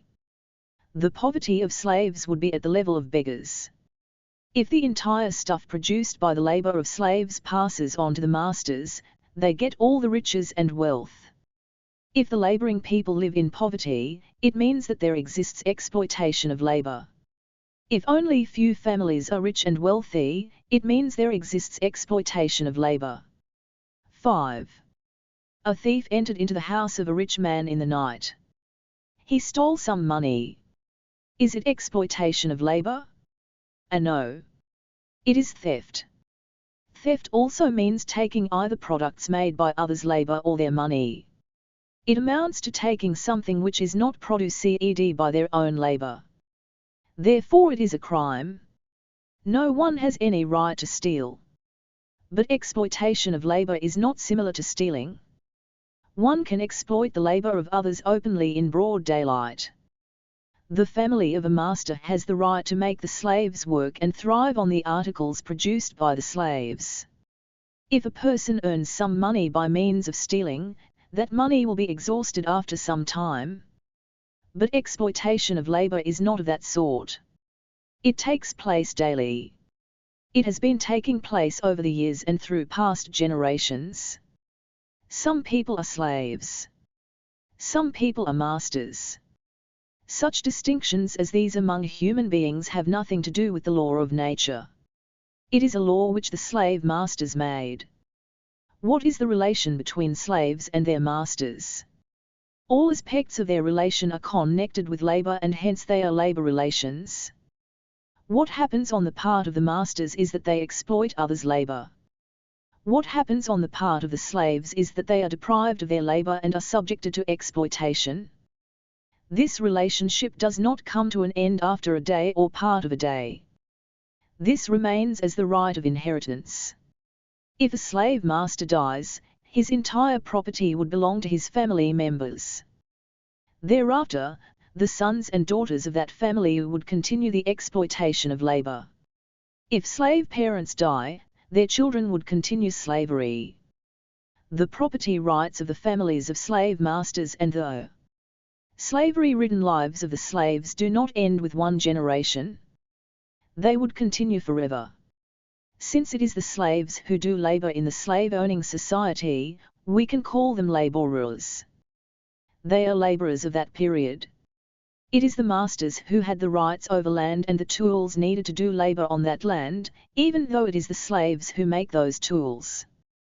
Together, all the masters constitute one party, one class. It is this class that exploits labor. All the slaves, taken together, constitute another party, another class. It is this class which loses its labor and its lives. These two classes are opposed to each other. There exists hostility between these classes. These hostile classes are formed due to exploitation of labor. If these hostilities are to be eliminated for letting human beings to live amicably, exploitation of labor should go. Every human being must do labor.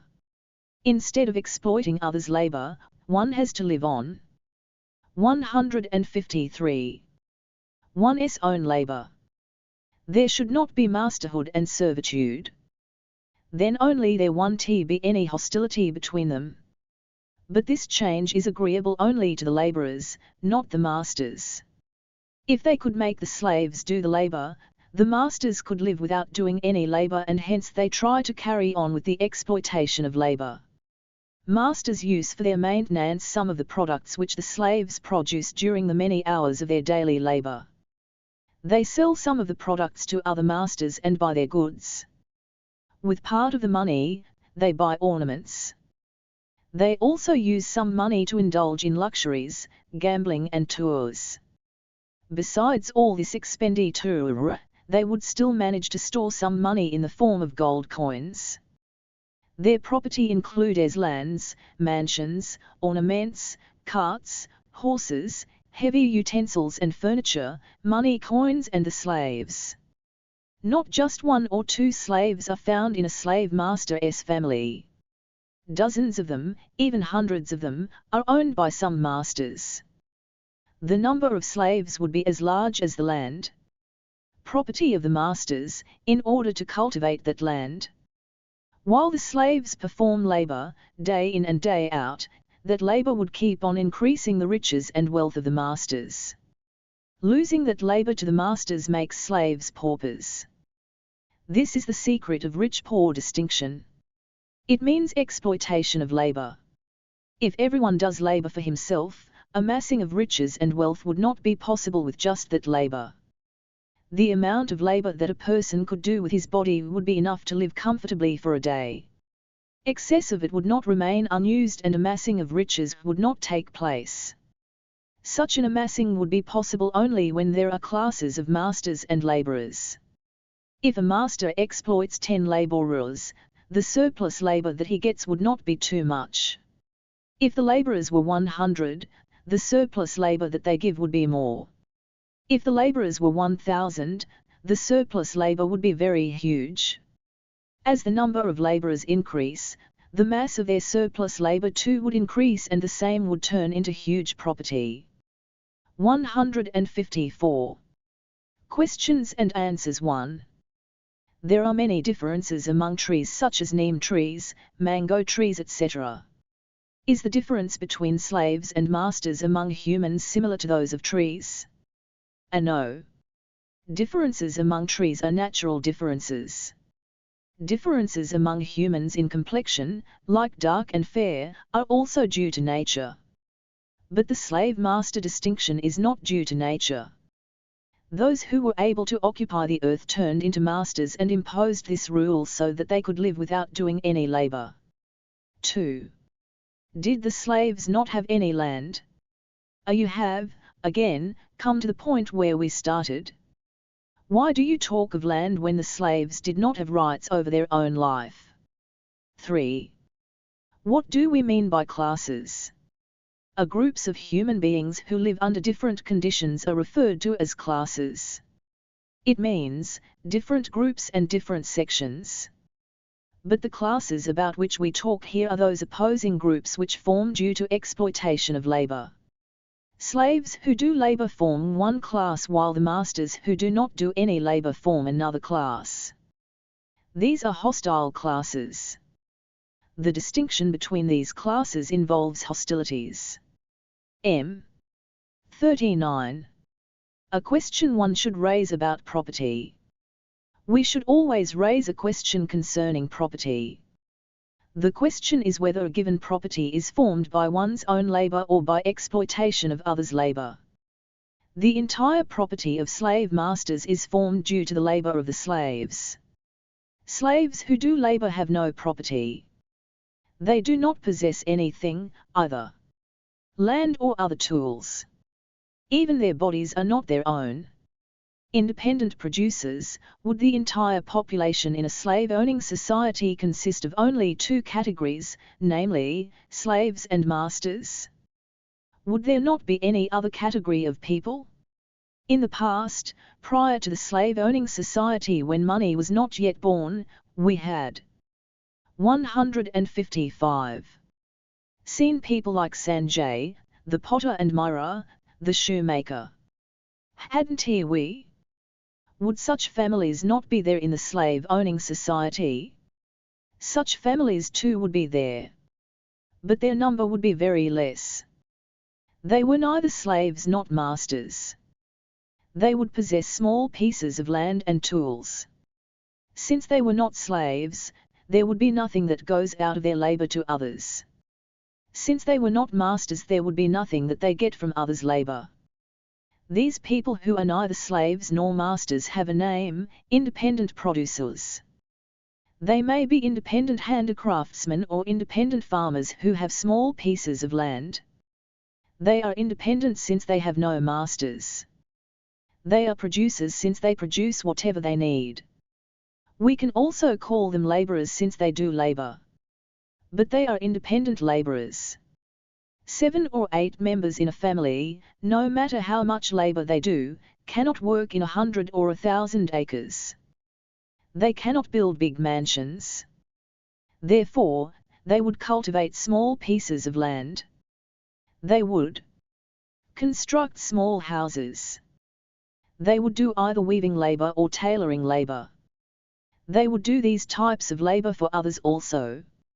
Not much remains after they spend their labor for daily maintenance.